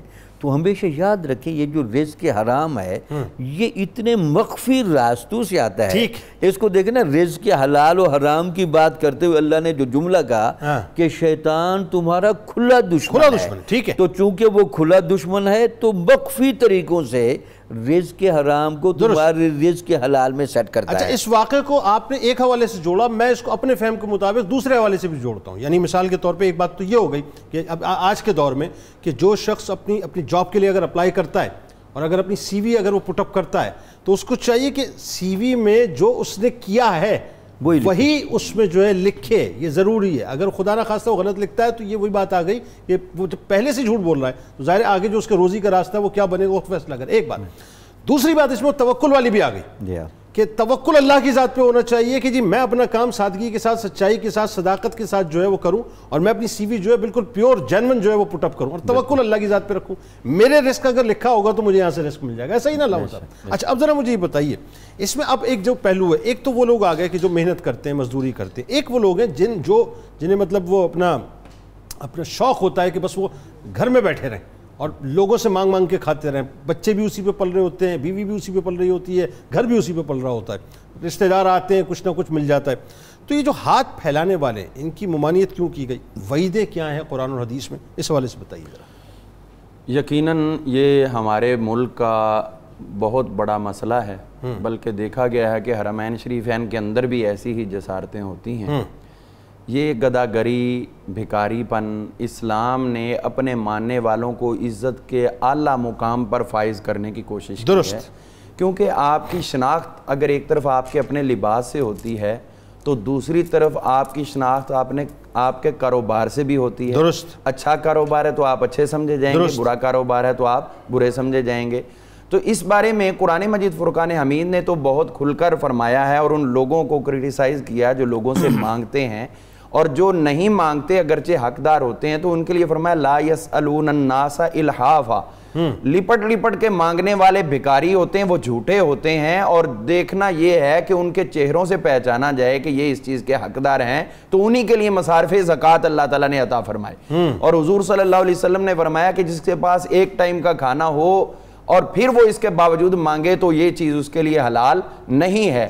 یعنی اب دیکھیے کہ گھروں کے اندر چوک علاقے مختلف وہ اب باقاعدہ ٹھیکے پہ دیے جا رہے ہیں بھکاری پن کے بالکل لیے. ایسا. اور لیمٹ کیا ہے؟ حضرت سیدنا عمر فاروق رضی اللہ تعالیٰ عنہ آپ کے دور مقدس میں ایک شخص مسجد نبوی کے باہر آیا, اس نے کہا کوئی مجھے کھانا کھلا دو. آپ کے غلام تھے, اسلم ان کا نام تھا, آپ نے اور میں بھی انہیں کھانا دو. اس کے بعد آپ نکل کے باہر جدھر چراگاہ تھی مدینہ منورہ میں, مجاہدین کے اونٹ جہاں پہ چرا کرتے تھے, آپ ان کے معائنہ کے لیے تشریف لے گئے. تو اس علاقہ میں سے باہر سے آواز پھر اسی شخص کی آئی, کوئی مجھے کھانا دے دو, کوئی مجھے کھانا دے دو. آپ نے وہ اپنا غلام ساتھ تھا, اسے فرمایا میں نے تجھے کہا تھا اس کو کھانا دینا, تم نے دیا نہیں. تو کہنے لگے حضور میں نے تو دے دیا تھا. تو انہوں نے کہا پھر کیوں مانگ رہا ہے؟ تو اس کے بعد آپ نے فرمایا چلو اس کو بلا کے لاؤ. اس کو طلب کیا گیا تو اس کے پاس ایک زنبیل تھی, اس میں دیکھا گیا تو بہت سی روٹیاں تھیں, کھانے پینے کی چیزیں تھیں. تو آپ نے فرمایا اس نے تجھے کھانا کھلایا؟ تو کہنے لگے جی کھلایا. تو کہنے لگے پھر اس کے باوجود آپ نے کیوں مانگا؟ آپ نے اس کو زجر و توبیخ بھی کی, ڈانٹ ڈپٹ بھی کی, اور جتنا کھانا تھا آپ نے اس سے وہ کھانا لے لیا اور لے کر جو اصل مستحق تھے ان کو دے دیا. اور فرمایا کہ جس کو ایک ٹائم کا کھانا مل چکا ہے اب دوسرے ٹائم کا مانگنا اس پہ یہ ناجائز ہے, کیونکہ اب یہ درجہ ہے وہ جو آپ نے کہا کہ پرندے جاتے ہیں, تو اب یہ درجہ ایک ٹائم کا مل گیا, اگلے ٹائم کا اللہ پہ توکل کر. واہ واہ. اب توکل کیا ہے؟ جب آپ محنت کرتے ہیں, علامہ اقبال نے تو بہت بخوبی اس چیز کو واضح کر دیا نا. آپ فرماتے ہیں توکل کا یہ مطلب ہے کہ خنجر تیز رکھ اپنا, انجام اس کی تیزی کا مقدر کے حوالے کا. ہمارا کام ہے محنت کرنا, اور اس محنت کے ثمرات کیا ہیں, نتائج کیا ہیں, وہ اللہ تعالیٰ خود عطا فرمائے. کیا کہنے. واہ. حضور صلی اللہ تعالی علیہ وسلم آپ کی خدمت طیبہ طاہرہ میں ایک مہاجر شخص آیا جنہوں نے اپنا سب کچھ چھوڑ دیا تھا اللہ اور اس کے رسول کے لیے, اور صرف ان کے پاس ایک پیالہ تھا اور ایک ٹاٹ تھا جس کو بچھا کے وہ آرام کرتے تھے. تو وہ آ گئے اور کہنے لگے میں جس طرح سوال کیا جاتا ہے, انہوں نے سوال کیا کہ مجھے عطا کریں. تو آپ نے فرمایا تیرے گھر میں کچھ ہے؟ یہ سوچنے کی بات ہے آج کے معاشرے میں جو لوگ مانگتے پھر رہے ہیں, اور کوئی چوک کوئی اشارہ ایسا نہیں ہوتا جہاں پہ کوئی گاڑی رکے اور ایک انبوہ کثیر مانگنے والوں کا وہاں نہ آ جائے. اب یہاں پر یہ ہوا ہے کہ آپ نے اس کو یہ نہیں کہا بھی اس کو دے دیں, بلکہ فرمایا تیرے پاس ہے کیا؟ اس نے کہا جی یہ دو چیزیں ہیں. فرمایا لے آؤ. جب وہ لے کے آیا ہے تو آپ نے وہاں خود اس کی بولی لگائی, فرمایا اس کو کوئی خریدے. اس کے خریدار 1 درہم میں بنے. آپ نے فرمایا نہیں اس سے زیادہ ریٹ لگاؤ. ایک صحابی نے 2 درہم لگائے, آپ نے وہ لے لیے, 1 درہم اس کو دے دیا, 1 درہم کا کلہاڑا منگوایا, دستہ منگوا کے خود اپنے دستے مبارک سے ٹھوکا, اور فرمایا اب تم چلے جاؤ جنگل میں, اور 1 مہینے سے پہلے مجھے شہر میں نظر نہیں آنا, چلے جاؤ یہاں سے. اور وہ چلے گئے, وہاں سے لکڑیاں کاٹ کے بیچتے رہے. مہینے کے بعد آئے تو انہوں نے آ کے عرض کیا حضور جو آپ نے مجھے عطا کیا تھا اس کی برکت یہ ہے کہ میرا 1 مہینے کا کھانے کا بھی بندوبست ہو چکا ہے, اور دراہم کثیرہ میرے پاس جمع 10 دراہم. یہ حضور صلی اللہ علیہ وسلم نے اس کے لیے جو عمل دیا ہے, در حقیقت یہ ساری امت کے لیے. اسی واقعے کے اندر آپ یہ دیکھیے توکل بھی آ گیا, اسی واقعے میں محنت کی عظمت بھی آ گئی, اسی واقعے کے اندر حلال روزی بھی آ گئی, اور اسی ایک واقعے کے اندر یہ بات بھی آ گئی کہ کام چھوٹا بڑا نہیں ہوتا. جی جی بالکل. اور اسی واقعے کے ساتھ اگر میں یہ کہوں ہمارے حکمرانوں کو بھی سوچنا چاہیے. ہم نیچے کہتے ہیں مانگو نہ, اور جو بھی آتا ہے وہ مانگنے باہر نکل جاتا ہے, تو پہلے خود کریں. ہاں تو صاحب دستہ ہی نہیں رہا تو لگائیں گے کیسے؟ چلیں آگے چلیں. جی تو اسی صورت میں ہم دیکھتے ہیں حضور صلی اللہ علیہ وسلم نے جو اس صحابی سے فرمایا تھا, فرمایا یہ درہم جو 10 ہیں, درہم کثیرہ میں شمار ہوتے ہیں 10 سے اوپر, آپ نے فرمایا یہ تیرے پاس جو درہم ہیں ان سینکڑوں ہزاروں درہموں سے بہتر ہے جو تو مانگ کے جمع کرتا, اور قیامت والے دن اس حال میں آتا کہ تیرے ماتھے پہ بھکاری پن کا نشان ہوتا, اور لوگ دور سے دیکھ لیتے کہ یہ دنیا میں بھیک مانگتا تھا. ایک روایت میں تو یہاں تک آتا ہے کہ جو دنیا میں بھیک مانگتے ہیں قیامت والے دن یہ آئیں گے اس حالت میں کہ ان کے چہرے پہ گوشت نہیں ہوگا. وہ دور سے پہچانے جائیں گے ہڈیوں کے چہرے کہ یہ مانگ مانگ کے پلنے والے تھے, آج قیامت آئی تو وہ سارے کا سارا مانگا ہوا چہرہ جو ہے گوشت سے صاف ہو گیا. بھکاریوں میں ایک تو وہ بھی آ گئے جو چوراہوں پہ آپ کو نظر آتے ہیں, چوباروں پر نظر آتے ہیں, مارکیٹس میں نظر آتے ہیں, اور وہ بھی آ گئے جو وائٹ کالر بھکاری جنہیں آپ کہتے ہیں کہ جو گھروں کے اندر موجود ہوتے ہیں, وہ ایک کہیں کونے پہ بیٹھا ہوتا ہے خاموش, اس کو پتہ ہے مال والا میرا رشتہ دار. یہ یقیناً تقریباً ہر گھر نہیں تو ہر دوسرے گھر میں ایک آدھ ایسا ہوتا ہے کام چور جس کی نگاہ اس جیب والے کے اوپر ہوتی ہے کہ اس کی جیب کے اندر, اور استحقاق وہ سب سے زیادہ رکھ رہا ہوتا ہے, جھگڑا وہ سب سے زیادہ کرتا ہے, اور بھائیوں کا حق غصب کرتا ہے. تو ایسا تقریباً ہر دوسرے تیسرے گھر میں کوئی نہ کوئی فرد ملتا ہے. لیکن سوچنے کا مقام یہ ہے کہ جب حضور صلی اللہ علیہ وسلم نے خطبہ حجۃ الوداع کے اندر ایک بات ارشاد فرمائی تھی, کلکم ابنائے آدم، تم سب کے سب آدم کے بیٹے ہو اور کسی کو کسی پر برتری نہیں.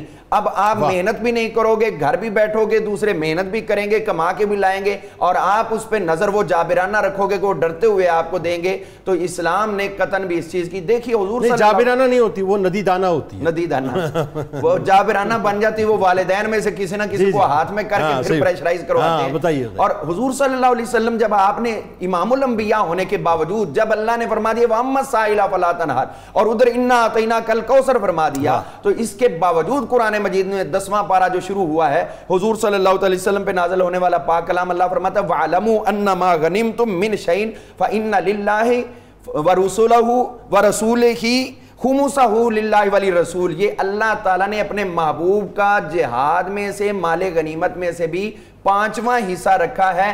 در حقیقت دیکھیے جہاد کے اندر بھی محنت ہے اور اس محنت کے بعد یہ مال غنیمت. سبحان اللہ، کیا کہنے.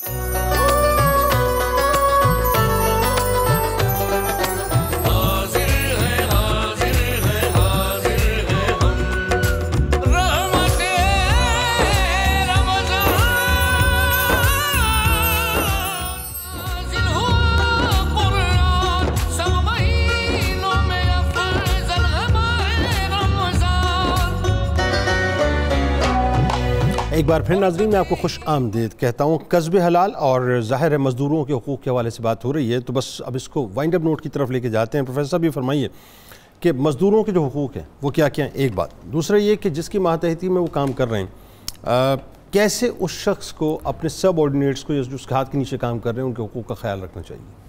پہلی بات تو یہ ہے کہ اسلام نے مزدور کو جو عظمت دی ہے وہ اسلام کے علاوہ کسی مذہب کے دامن میں نہیں ہے. درست. حضور نبی اکرم رحمت عالم صلی اللہ علیہ وسلم نے مسجد نبوی کی تعمیر، خندق کے اندر مزدور کے ساتھ کندھے سے کندھا ملا کر مزدور کو عظمتوں سے نواز دیا. درست. مزدور کا حق یہ ہے کہ حضور سید عالم صلی اللہ علیہ وسلم نے فرمایا کہ اس کی مزدوری اس کے پسینے کے خشک ہونے سے پہلے اس کے حوالے کرو. واہ، یہ اس کا حق ہے.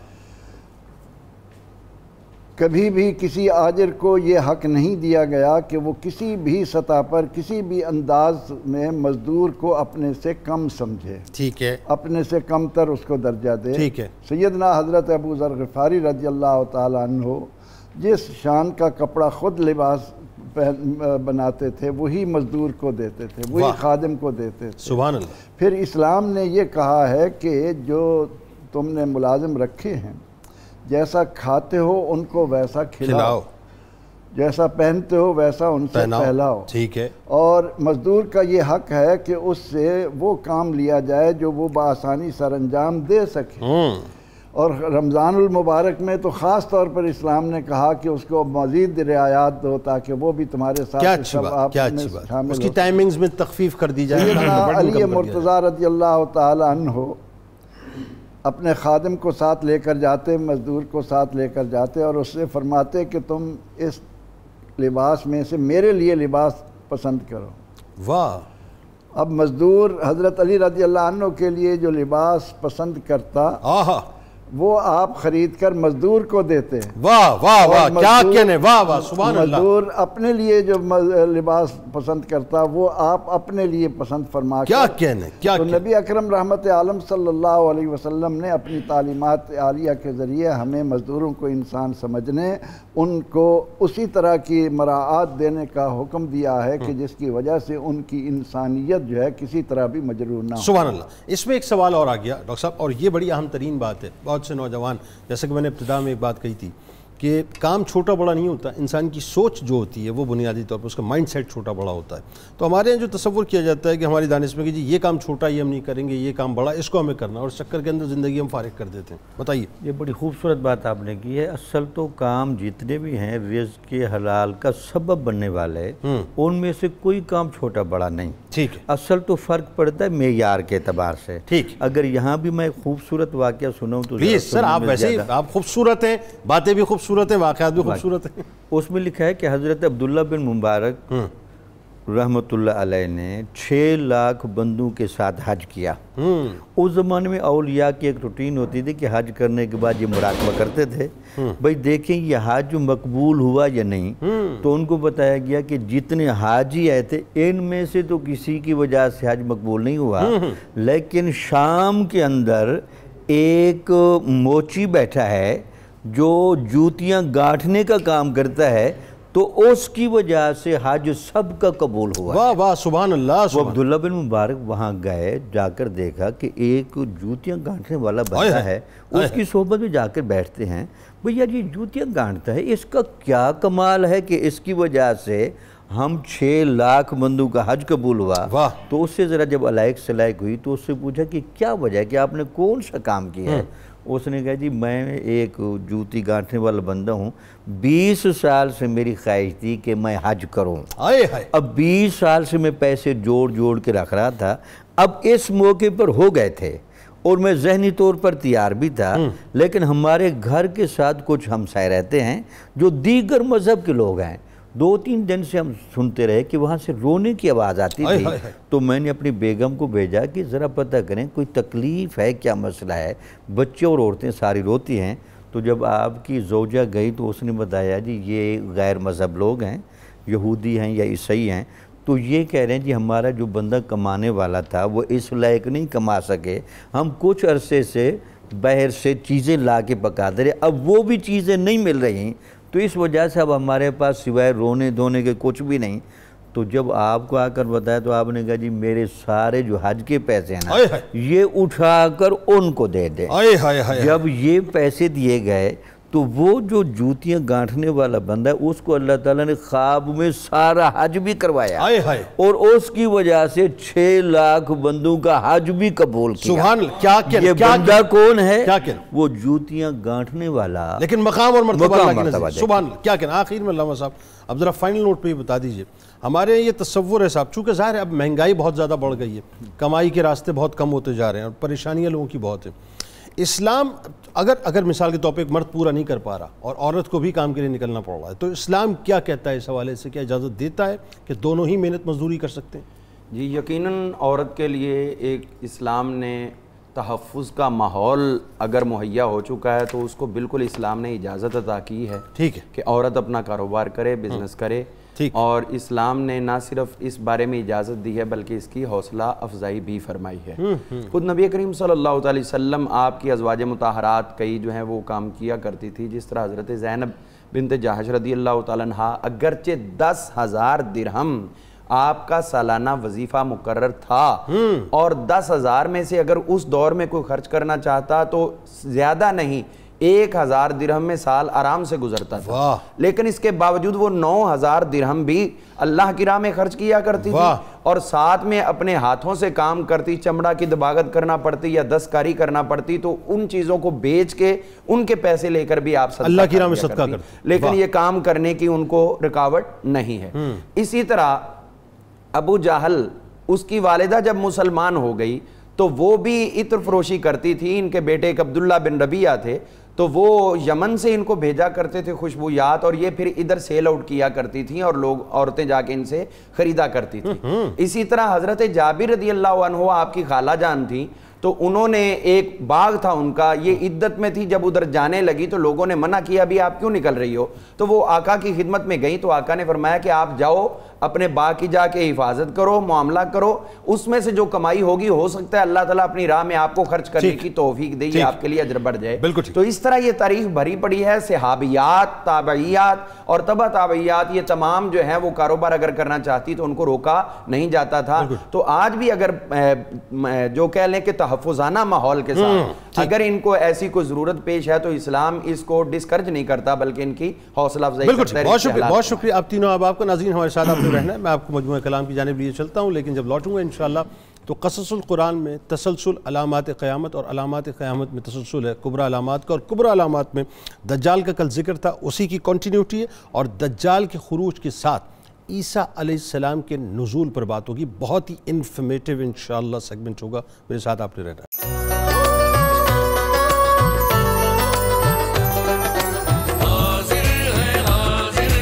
हाजिर है हम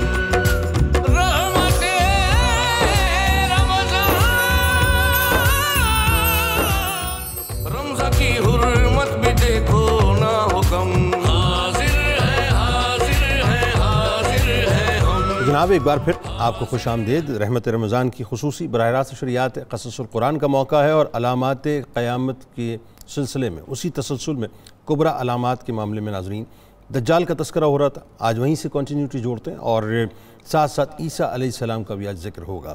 حضور نبی کریم صلی اللہ علیہ وآلہ وسلم نے دجال کے ظہور کے زمانے کا ناظرین ذکر کرتے ہوئے اس بات کی آگاہی دی کہ دجال کا ظہور اس وقت ہوگا جب لوگ اس کو بھول چکے ہوں گے، یعنی بالکل بھول چکے ہوں گے اور اس کا ذکر کہیں بھی ہوتا ہوا نہیں ہوگا۔ چنانچہ اس ضمن میں ایک حدیث مبارکہ کچھ اس طرح ہے ناظرین کہ حضرت صعب بن جثامہ رضی اللہ تعالی عنہ بیان کرتے ہیں کہ میں نے رسول اللہ صلی اللہ علیہ وآلہ وسلم کو فرماتے ہوئے سنا کہ دجال ظاہر نہیں ہوگا اس وقت جب لوگ اسے بھول چکے ہوں گے، حتیٰ کہ ائمہ مساجد منبروں پر اس کا ذکر کرنا بھی چھوڑ دیں گے۔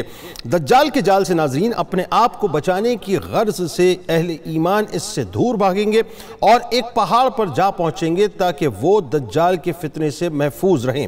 ایک حدیث مبارکہ میں یوں بیان کیا گیا ہے، حضرت ام شریک رضی اللہ تعالیٰ عنہ سے روایت ہے، رسول اللہ صلی اللہ علیہ وآلہ وسلم نے فرمایا کہ لوگ دجال سے بھاگتے ہوئے ایک پہاڑ پر جا پہنچیں گے۔ حضرت ام شریک رضی اللہ تعالیٰ عنہ بیان کرتی ہیں کہ میں عرض گزار ہوئی، یا رسول اللہ صلی اللہ علیہ وآلہ وسلم ان دنوں عرب کہاں ہوں گے؟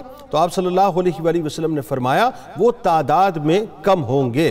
دجال کے فتنوں سے محفوظ رہنے کے لیے رسول کریم صلی اللہ علیہ وآلہ وسلم نے امت کو تلقین فرمائی کہ دجال ایسے ساز و سامان کے ساتھ لیس ہو کر نکلے گا جس کو دیکھ کر لوگ شبے میں پڑ جائیں گے اور اس کو مومن سمجھ کر اس کی پیروی کے لیے آگے بڑھیں گے۔ تو چاہیے کہ جس کو اس بات کا پتہ چلے کہ دجال کا ظہور ہو گیا ہے، اب جملوں پہ غور کیجئے گا ناظرین، وہ کوشش کرے کہ اس دجال کا آمنا سامنا نہ ہو۔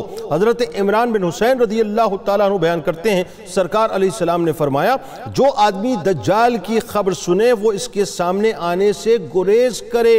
یہ سرکار علیہ السلام کا فرمان ہے، اللہ کی قسم۔ آگے فرماتے ہیں کہ جب کوئی شخص اس کے پاس آئے گا تو یہی سمجھے گا کہ وہ مومن ہے، جو شبے کی چیزوں کو وہ دے کر جب بھیجا جائے گا انہیں دیکھ کر وہ اس کی پیروی کرنے لگیں گے۔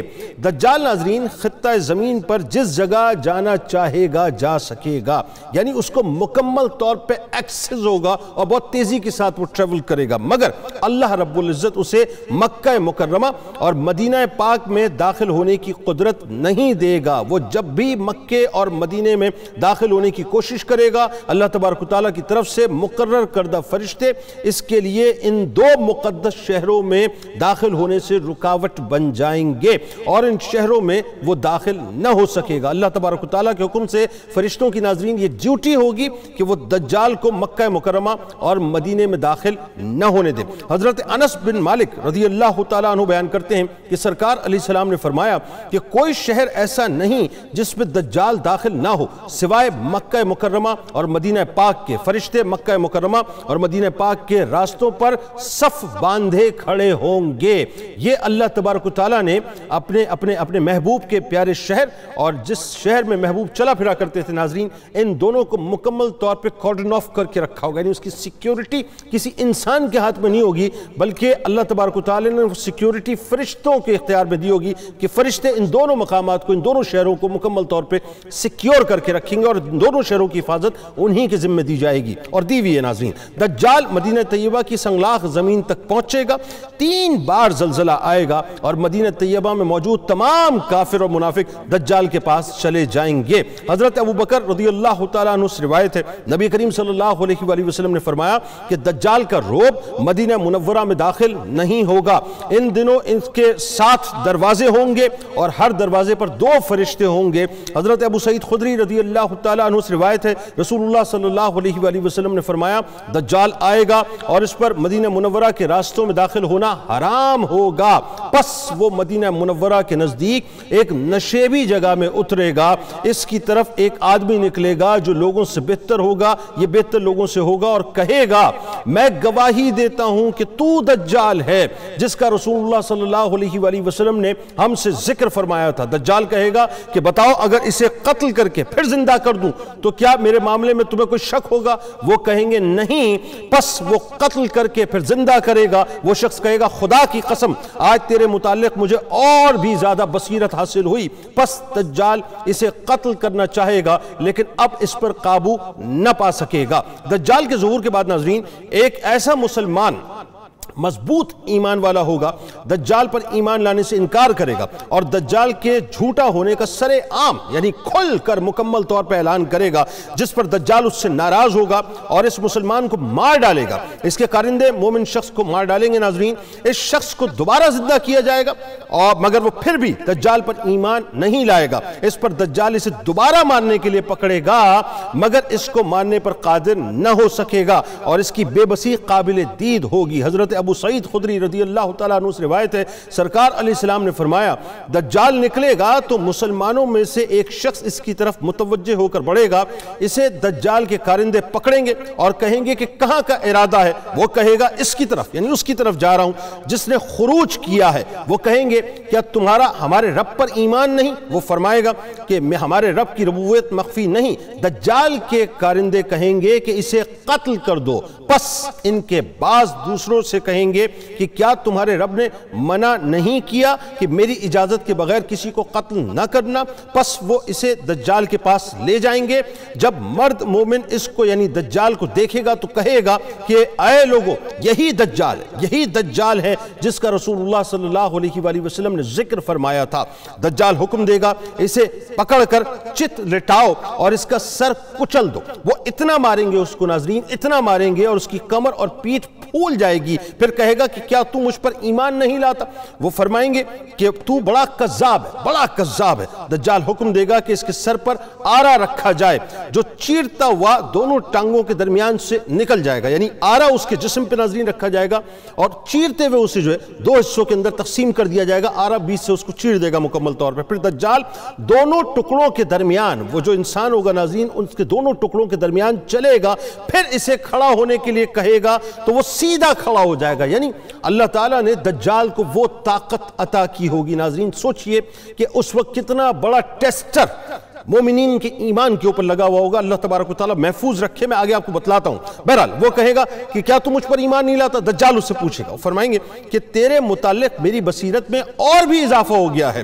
پھر وہی بندہ مومن سے فرمائے گا کہ اے لوگ یعنی تمام جتنے بھی لوگ موجود ہوں گے، میرے بعد یہ کسی شخص کے ساتھ ایسا نہیں کرے گا۔ پس دجال اسے ذبح کرنے کے لیے پکڑے گا تو اس کی گردن کو حلق تک تانبے جیسی کر دیا جائے گا، لہٰذا وہ اسے کچھ نہیں کر سکے گا۔ پس وہ اس کے ہاتھوں اور پیروں کو پکڑ کر پھینک دے گا، لوگ سمجھیں گے کہ وہ دوزخ میں پھینکا گیا ہے لیکن وہ جنت میں ڈالا گیا ہوگا۔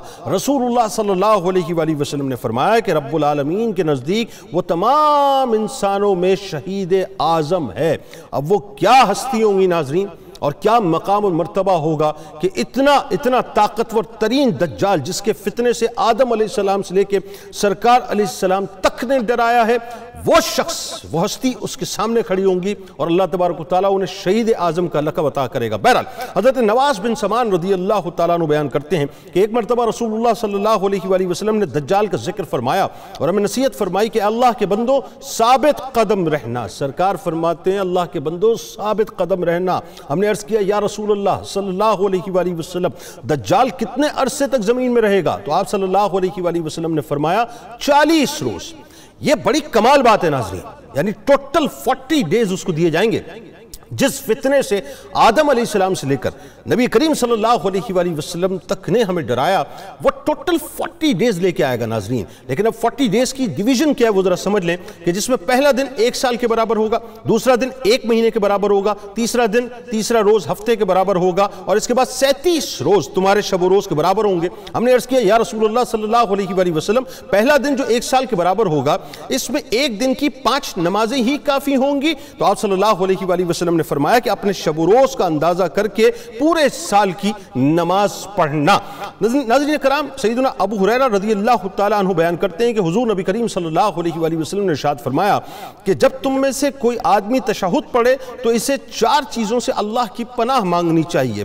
کہ پہلی چیز کیا ہے ذرا سمجھ لیں، آئے اللہ میں عذاب جہنم سے، دوسری چیز عذاب قبر سے، تیسری چیز زندگی کے فتنے سے، اور چوتھی چیز دجال مسیح کے فتنے کے شر سے تیری پناہ چاہتا ہوں۔ حضرت ابو دردہ رضی اللہ تعالیٰ عنہ سے روایت ہے، حضور نبی کریم صلی اللہ علیہ وآلہ وسلم نے ارشاد فرمایا جس نے سورہ کہف کی شروع کی 3 آیتیں پڑھ لیں وہ دجال کے فتنے سے بچا لیا جائے گا۔ اسی طرح ایک اور روایت میں بیان کیا گیا ہے کہ جس نے سورہ کہف کی پہلی 10 آیات یاد کر لیں وہ دجال کے فتنے سے محفوظ کر لیا جائے گا انشاءاللہ۔ حضرت نواس بن سمعان رضی اللہ تعالیٰ عنہ بیان کرتے ہیں کہ ایک دن حبیب مکرم صلی اللہ علیہ وآلہ وسلم نے دجال کا ذکر کیا اور فرمایا پھر اللہ تعالیٰ کے نبی حضرت عیسیٰ علیہ السلام ان لوگوں کے پاس تشریف لائیں گے جنہیں اللہ تعالیٰ نے فتنہ دجال سے بچا لیا ہوگا، انہیں تسلی دیں گے اور انہیں ان درجات سے آگاہ کریں گے جو اللہ تعالیٰ نے ان کے لیے جنت میں تیار کر رکھے ہوں گے۔ حضرت ابو ہریرہ رضی اللہ تعالیٰ عنہ سے روایت ہے رسول اللہ صلی اللہ علیہ وآلہ وسلم نے فرمایا کانا دجال مشرق کی طرف سے آئے گا اور اس کا ارادہ مدینہ طیبہ آنے کا ہوگا، وہ احد پہاڑ کے پیچھے تک آئے گا، پھر فرشتے اس کا رخ شام کی طرف پھیر دیں گے اور وہ ہلاک ہو جائے گا، وہیں ہلاک ہو جائے گا۔ اب جو لوگ مدینہ پاک گئے ناظرین ظاہر ہے وہ جانتے ہیں کہ سرکار مدینہ صلی اللہ علیہ وآلہ وسلم کے روضہ اطہر سے تقریباً کوئی 3-4-5 منٹ کی ڈرائیو ہے جو کہ مطلب بنتی ہے اپنا احد کے میدان کی، اور وہیں جب کھڑے ہوتے ہیں تو احد پہاڑ آپ کو نظر آتا ہے۔ یہ احد پہاڑ کے پیچھے ہوگا ناظرین، لیکن اس کا ایکسس جو ہے مدینہ پاک میں نہیں ہو سکے گا۔ حضرت عمران بن حسین رضی اللہ تعالیٰ عنہ کہتے ہیں رسول اللہ صلی اللہ علیہ وآلہ وسلم نے فرمایا کہ میری امت سے ایک جماعت حق کی خاطر ہمیشہ جہاد کرتی رہے گی اور غالب رہے گی، اور اس پر جو ان سے یعنی مسلمانوں سے دشمنی رکھے گا حتیٰ کہ میری امت کا آخری گروہ مسیح دجال کے لشکر سے جہاد کرے گا۔ بڑی اہم ترین بات ناظرین اب پاکستان کے حوالے سے بھی آنے والی ہے۔ ایک اور روایت میں آتا ہے کہ سرکار مدینہ صلی اللہ علیہ وآلہ وسلم نے ارشاد فرمایا کہ تم لوگ مشرکوں سے جنگ کرو گے حتیٰ کہ تمہارے لشکر سے باقی ماندہ لوگ دجال سے جنگ کریں گے۔ دریائے اردن پر تم لوگ مشرقی کنارے پر ہوگے اور دجال کا لشکر مغربی کنارے پر ہوگا۔ یعنی جن لوگوں نے ناظرین جو تھوڑا سا اگر یہ میپ سے واقف ہیں تو آپ دیکھ لیجئے یہ سارا اسرائیل اور اردن آمنے سامنے، پورا تذکرہ اسی بارڈر کا اسی جگہ کا ہے جہاں پر شام موجود ہے، تو یہ سارا علاقہ وہی بنتا ہے پورا۔ بہرحال حضرت ثوبان رضی اللہ تعالیٰ عنہ بیان کرتے ہیں رسول اللہ صلی اللہ علیہ وآلہ وسلم نے فرمایا کہ میری امت کی 2 جماعتوں کو اللہ تعالیٰ آگ سے محفوظ فرمائے گا۔ 2 جماعتوں کو امت کی اللہ تعالیٰ آگ سے محفوظ فرمائے گا۔ ایک جماعت وہ جو ہندوستان کے خلاف جہاد کرے گی، جو میں بات آپ سے کر رہا تھا یہ پاکستان ایسے نہیں بنائے صاحب، اس پاکستان کو اللہ تعالیٰ نے غزوہ ہند کے لیے بنایا ہے، اور اس کی بشارت اللہ تعالیٰ نے اپنے محبوب کے ذریعے سے ہمیں عطا کی ہے کہ ایک جماعت وہ ہے جو ہندوستان کے خلاف جہاد کرے گی، اور دوسری جماعت وہ ہے جو حضرت عیسیٰ ابن مریم علیہ السلام کے ساتھ مل کر دجال کے خلاف جہاد کرے گی۔ قیامت کی نشانیوں میں سے ناظرین یہ بات بھی شامل ہے کہ یہودی دجال کا ساتھ دیں گے اور یہودیوں کی فوج کی قیادت دجال کے ہاتھ میں ہوگی۔ یعنی جتنے اس وقت 1.5 کروڑ یہودی آپ کو نظر آتے ہیں، اللہ اور اس کے رسول بہتر جانتے ہیں کہ قیامت کب آنی ہے ناظرین، یہ علامات کبریٰ کب ظاہر ہوں گی، یہ سب اللہ اس کے رسول صلی اللہ علیہ وآلہ وسلم بہتر جانتے ہیں۔ لیکن یاد رکھیے گا کہ وہ جو دیوار گریہ پہ کھڑے ہو کے اپنے لیڈر کا انتظار کر رہے ہیں وہ مسیح دجال ہے، کوئی اور نہیں ہے، اور اسی نے آ کے تمام یہودیوں کو لیڈ کرنا ہے، جبکہ مسلمان حضرت عیسیٰ علیہ السلام کے ساتھ ہوں گے۔ ہم عیسیٰ علیہ السلام کا انتظار کر رہے ہیں، امام مہدی علیہ السلام کے ظہور کا انتظار کر رہے ہیں ناظرین۔ بہرحال مسلمانوں کی یہودیوں سے زبردست ناظرین جنگ ہوگی جس کے نتیجے میں تمام یہودی مسلمانوں کے ہاتھوں مارے جائیں گے۔ حضرت ابو ہریرہ رضی اللہ تعالیٰ عنہ سے روایت ہے سرکار علیہ السلام نے ارشاد فرمایا قیامت قائم نہیں ہوگی یہاں تک کہ مسلمان یہودیوں کے خلاف جنگ کریں گے جس میں مسلمان یہودیوں کو قتل کریں گے، حتیٰ کہ کوئی یہودی کسی درخت یا پتھر کے نیچے بھی چھپا ہوگا تو وہ پتھر یا درخت بولے گا کہ اے مسلمان، اللہ کے بندے، ادھر آؤ، میرے نیچے یہودی چھپا ہوا ہے، اسے قتل کرو۔ البتہ ناظرین غرقد یعنی جھاؤ کا درخت ایسا نہیں کرے گا کیونکہ وہ یہودیوں کا درخت ہے۔ اور آج آپ دیکھ لیجئے سب سے زیادہ پلانٹیشن اگر یہودی کسی درخت کی کرتے ہیں ناظرین تو وہ غرقد ہی کا درخت ہے، کیونکہ ان کو معلوم ہے کہ یہ قیامت سے پہلے ان کو اس جنگ میں محفوظ رکھنے کا کام کرے گا۔ حضرت ابو امامہ رضی اللہ تعالیٰ عنہ بیان کرتے ہیں حضور نبی کریم صلی اللہ علیہ وآلہ وسلم نے ارشاد فرمایا کہ آپ صلی اللہ علیہ وآلہ وسلم کا بیشتر خطبہ دجال سے متعلق تھا، اور آپ صلی اللہ علیہ وآلہ وسلم نے اس سے متعلق ہمیں تنبیہ فرمائی۔ آپ صلی اللہ علیہ وآلہ وسلم نے اس کے خروج کے متعلق بیان فرمایا، پھر حضرت عیسیٰ علیہ السلام کے نازل ہونے، دجال کے قتل کرنے کے لیے متعلق بھی ارشاد فرمایا، اور بات کے تسلسل میں ہے کہ حضرت عیسیٰ علیہ السلام کہیں گے دروازہ کھولو، تو کھولا جائے گا اور اس کے پیچھے دجال ہوگا، اس کے ساتھ 70,000 یہودی ہوں گے۔ وہ یہودی کہاں سے نکلیں گے ناظرین؟ وہی خراسہ، کل میں آپ کو بتا چکا، ان میں سے ہر کوئی سجی ہوئی تلوار لے کر نکلے گا اور گول موٹی کشادہ چادر اوڑے ہوئے ہوگا۔ جب دجال ان کی طرف دیکھے گا تو ایسے پگھل جائے گا جیسے نمک پگھل جاتا ہے، یعنی وہ عیسیٰ علیہ السلام کو برداشت نہیں کر پائے گا اور بھاگنے لگے گا۔ عیسیٰ علیہ السلام کہیں گے مجھے تجھ کو ایک ہی بار مارنا ہے جس سے تو بچ کر نہیں جا سکتا۔ پھر لط کے مشرقی دروازے کے پاس اس کو یاد کرائیں گے، یعنی وہاں پہ جو ہے اس کو یاد کرائیں گے کہ میں نے تجھے یہاں قتل کرنا، اور اس کے بعد آپ وہاں پر اس کو قتل کریں گے۔ پھر اللہ تبارک و تعالیٰ یہود کو شکست دے گا، تب کوئی بھی ایسی چیز نہیں بچے گی ناظرین جسے اللہ تعالیٰ نے پیدا کیا ہوگا، جس کے پیچھے کوئی بھی یہودی چھپے اور وہ چیز اس کی خبر نہ دے۔ اس دن اللہ تبارک و تعالیٰ ہر چیز کو گویائی دے دے گا، یعنی ہر چیز پکار کے کہے گی، پکار کے۔ یہودی جہاں سے بھاگ رہا ہوگا، جس جگہ چھپ رہا ہوگا، وہ پکار کے کہے گی اے ایمان والے، اے مسلمان ادھر آ، یہ دیکھ یہ یہودی ہے، اس کو قتل کر، اس کو مار۔ تو ہر یہودی کو مسلمان پکڑ کے مارے گا۔ یہ ہونا ہے، یہ سرکار علیہ السلام نے فرما دیا، ہونا ہے ناظرین۔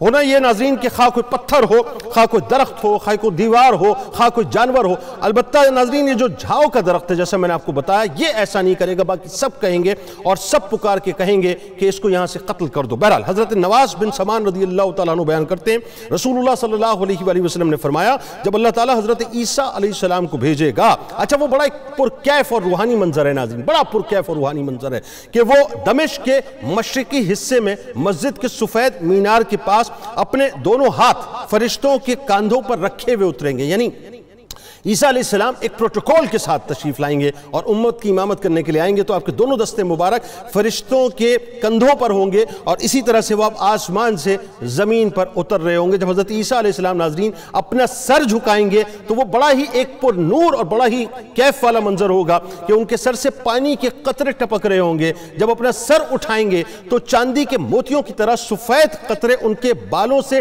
ڈھلکتے ہوئے نظر آئیں گے۔ ان کی سانس کی ہوا جس کافر تک پہنچے گی وہ کافر مر جائے گا۔ حضرت عیسیٰ علیہ السلام کے سانس کا اثر ناظرین وہاں تک پہنچے گا جہاں تک آپ کی نگاہ جائے گی۔ حضرت عیسیٰ علیہ السلام دجال کو تلاش کریں گے اور لط کے مقام پر اسے قتل کر دیں گے۔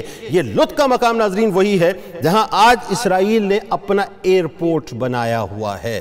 تو بات صرف اتنی سمجھانی ہے صاحب، یہ سلسلہ بھی جاری رہے گا، اور اگر کل اللہ کرے کہ ایک اور روزہ میں مل جائے، کچھ لگتا ایسا ہے کہ شاید ہو سکتا ہے کل چاند بھی ہو جائے، لیکن اللہ کرے کہ ایک روزہ میں مل جائے تو انشاءاللہ اس سلسلے کو میں یہیں سے جوڑوں گا اور آپ کو مزید چیزیں بتاؤں گا۔ لیکن یہ ذہن میں رکھیے صاحب، یہ ذہن میں رکھیے، اپنے بچوں کی، اپنی ینگ جنریشن کی تیاری اسی اعتبار سے کریں، وہ مشن کے تحت ان کو سب معلوم ہے مسلمانوں کا قرآن کیا کہتا ہے، احادیث کیا کہتی ہیں، بشارتیں کیا ہیں، ان کو سب معلوم ہے کہ یہ ملحمۃ الکبریٰ کیا ہے، یہ ہرمجدون کیا ہے، یہ ارمگڈون کیا ہے، یہ کون سی ٹیریٹری ہے جہاں پر یہ حلب سے 25 کلومیٹر کے فاصلے پہ جو آخری بیٹل ہونی ہے، یہ سب ان کو پتہ ہے ناظرین، ان کی ساری تیاریاں ہیں۔ غفلت میں ہیں تو ہم اور آپ ہیں، نہیں معلوم تو ہمیں اور آپ کو نہیں معلوم، نہیں بتاتے تو ہم اپنے بچوں کو نہیں بتاتے، نہیں سکھاتے تو ہم اپنے بچوں کو نہیں سکھاتے، اور نہیں پڑھاتے تو ہم اپنے بچوں کو نہیں پڑھاتے۔ یاد رکھیے گا ناظرین، ہم وہ لوگ ہیں جو اپنے آپ کو یوں کہیے کہ اس پورے فتنے سے ڈسکارڈ کر کے الگ بیٹھے ہوئے ہیں۔ جب تک آپ اپنے بچوں کو یہ نہیں بتلائیں گے کہ ہونے والا کیا ہے، آپ کبھی بھی فلاح نہیں پا سکتے۔ آپ کو آپ کے بچوں کو بٹھا کر پڑھانا ہوگا، بلکہ میں تو تمام علماء سے گزارش کروں گا جو ممبروں پر تشریف فرما ہیں، جو ظاہر جمعے کے خطبے دیا کرتے ہیں، ان کو چاہیے کہ علامات قیامت باقاعدہ گھول گھول کے بچوں کو پلائیں، تاکہ ان کو پتہ چلے کہ جو پرفتن دور اس وقت چل رہا ہے پوری دنیا میں، یہ جو دجالیت عام ہو چکی ہے، یعنی سوشل میڈیا سے لے کر الیکٹرانک میڈیا تک، پھر جو معیشت کے معاملات، معاشرتی معاملات، سماجی معاملات، اور جس قسم کی آپ ایک انفورسین قسم کی وارڈز آپ اپنے اوپر دیکھ رہے ہوتے ہیں، آپ کو اندازہ ہی نہیں ہے صاحب کہ آپ کے ساتھ کیا کیا کھیل کھیلا جا رہا ہے اور مسلمانوں کو کہاں پہ لا کے کھڑا کر دیا ہے۔ فلاح صرف ایک ہی بات میں ہے کہ آپ اپنے آپ کو اویئر رکھیں، ایک قوم کی حیثیت سے، ایک ملک کی حیثیت سے۔ اللہ تبارک و تعالیٰ آپ کا، ہمارا، ہم سب کا حامی و ناصر ہو۔ انشاءاللہ زندگی رہی تو شام 4 بجے افطار کی براہ راست شریعت میں ملاقات کروں گا، اس دعا، اس امید، اس یقین کے ساتھ کہ اللہ تعالیٰ آپ کا، ہمارا، ہم سب کا حامی و ناصر ہو۔ آمین۔ اللہ حافظ۔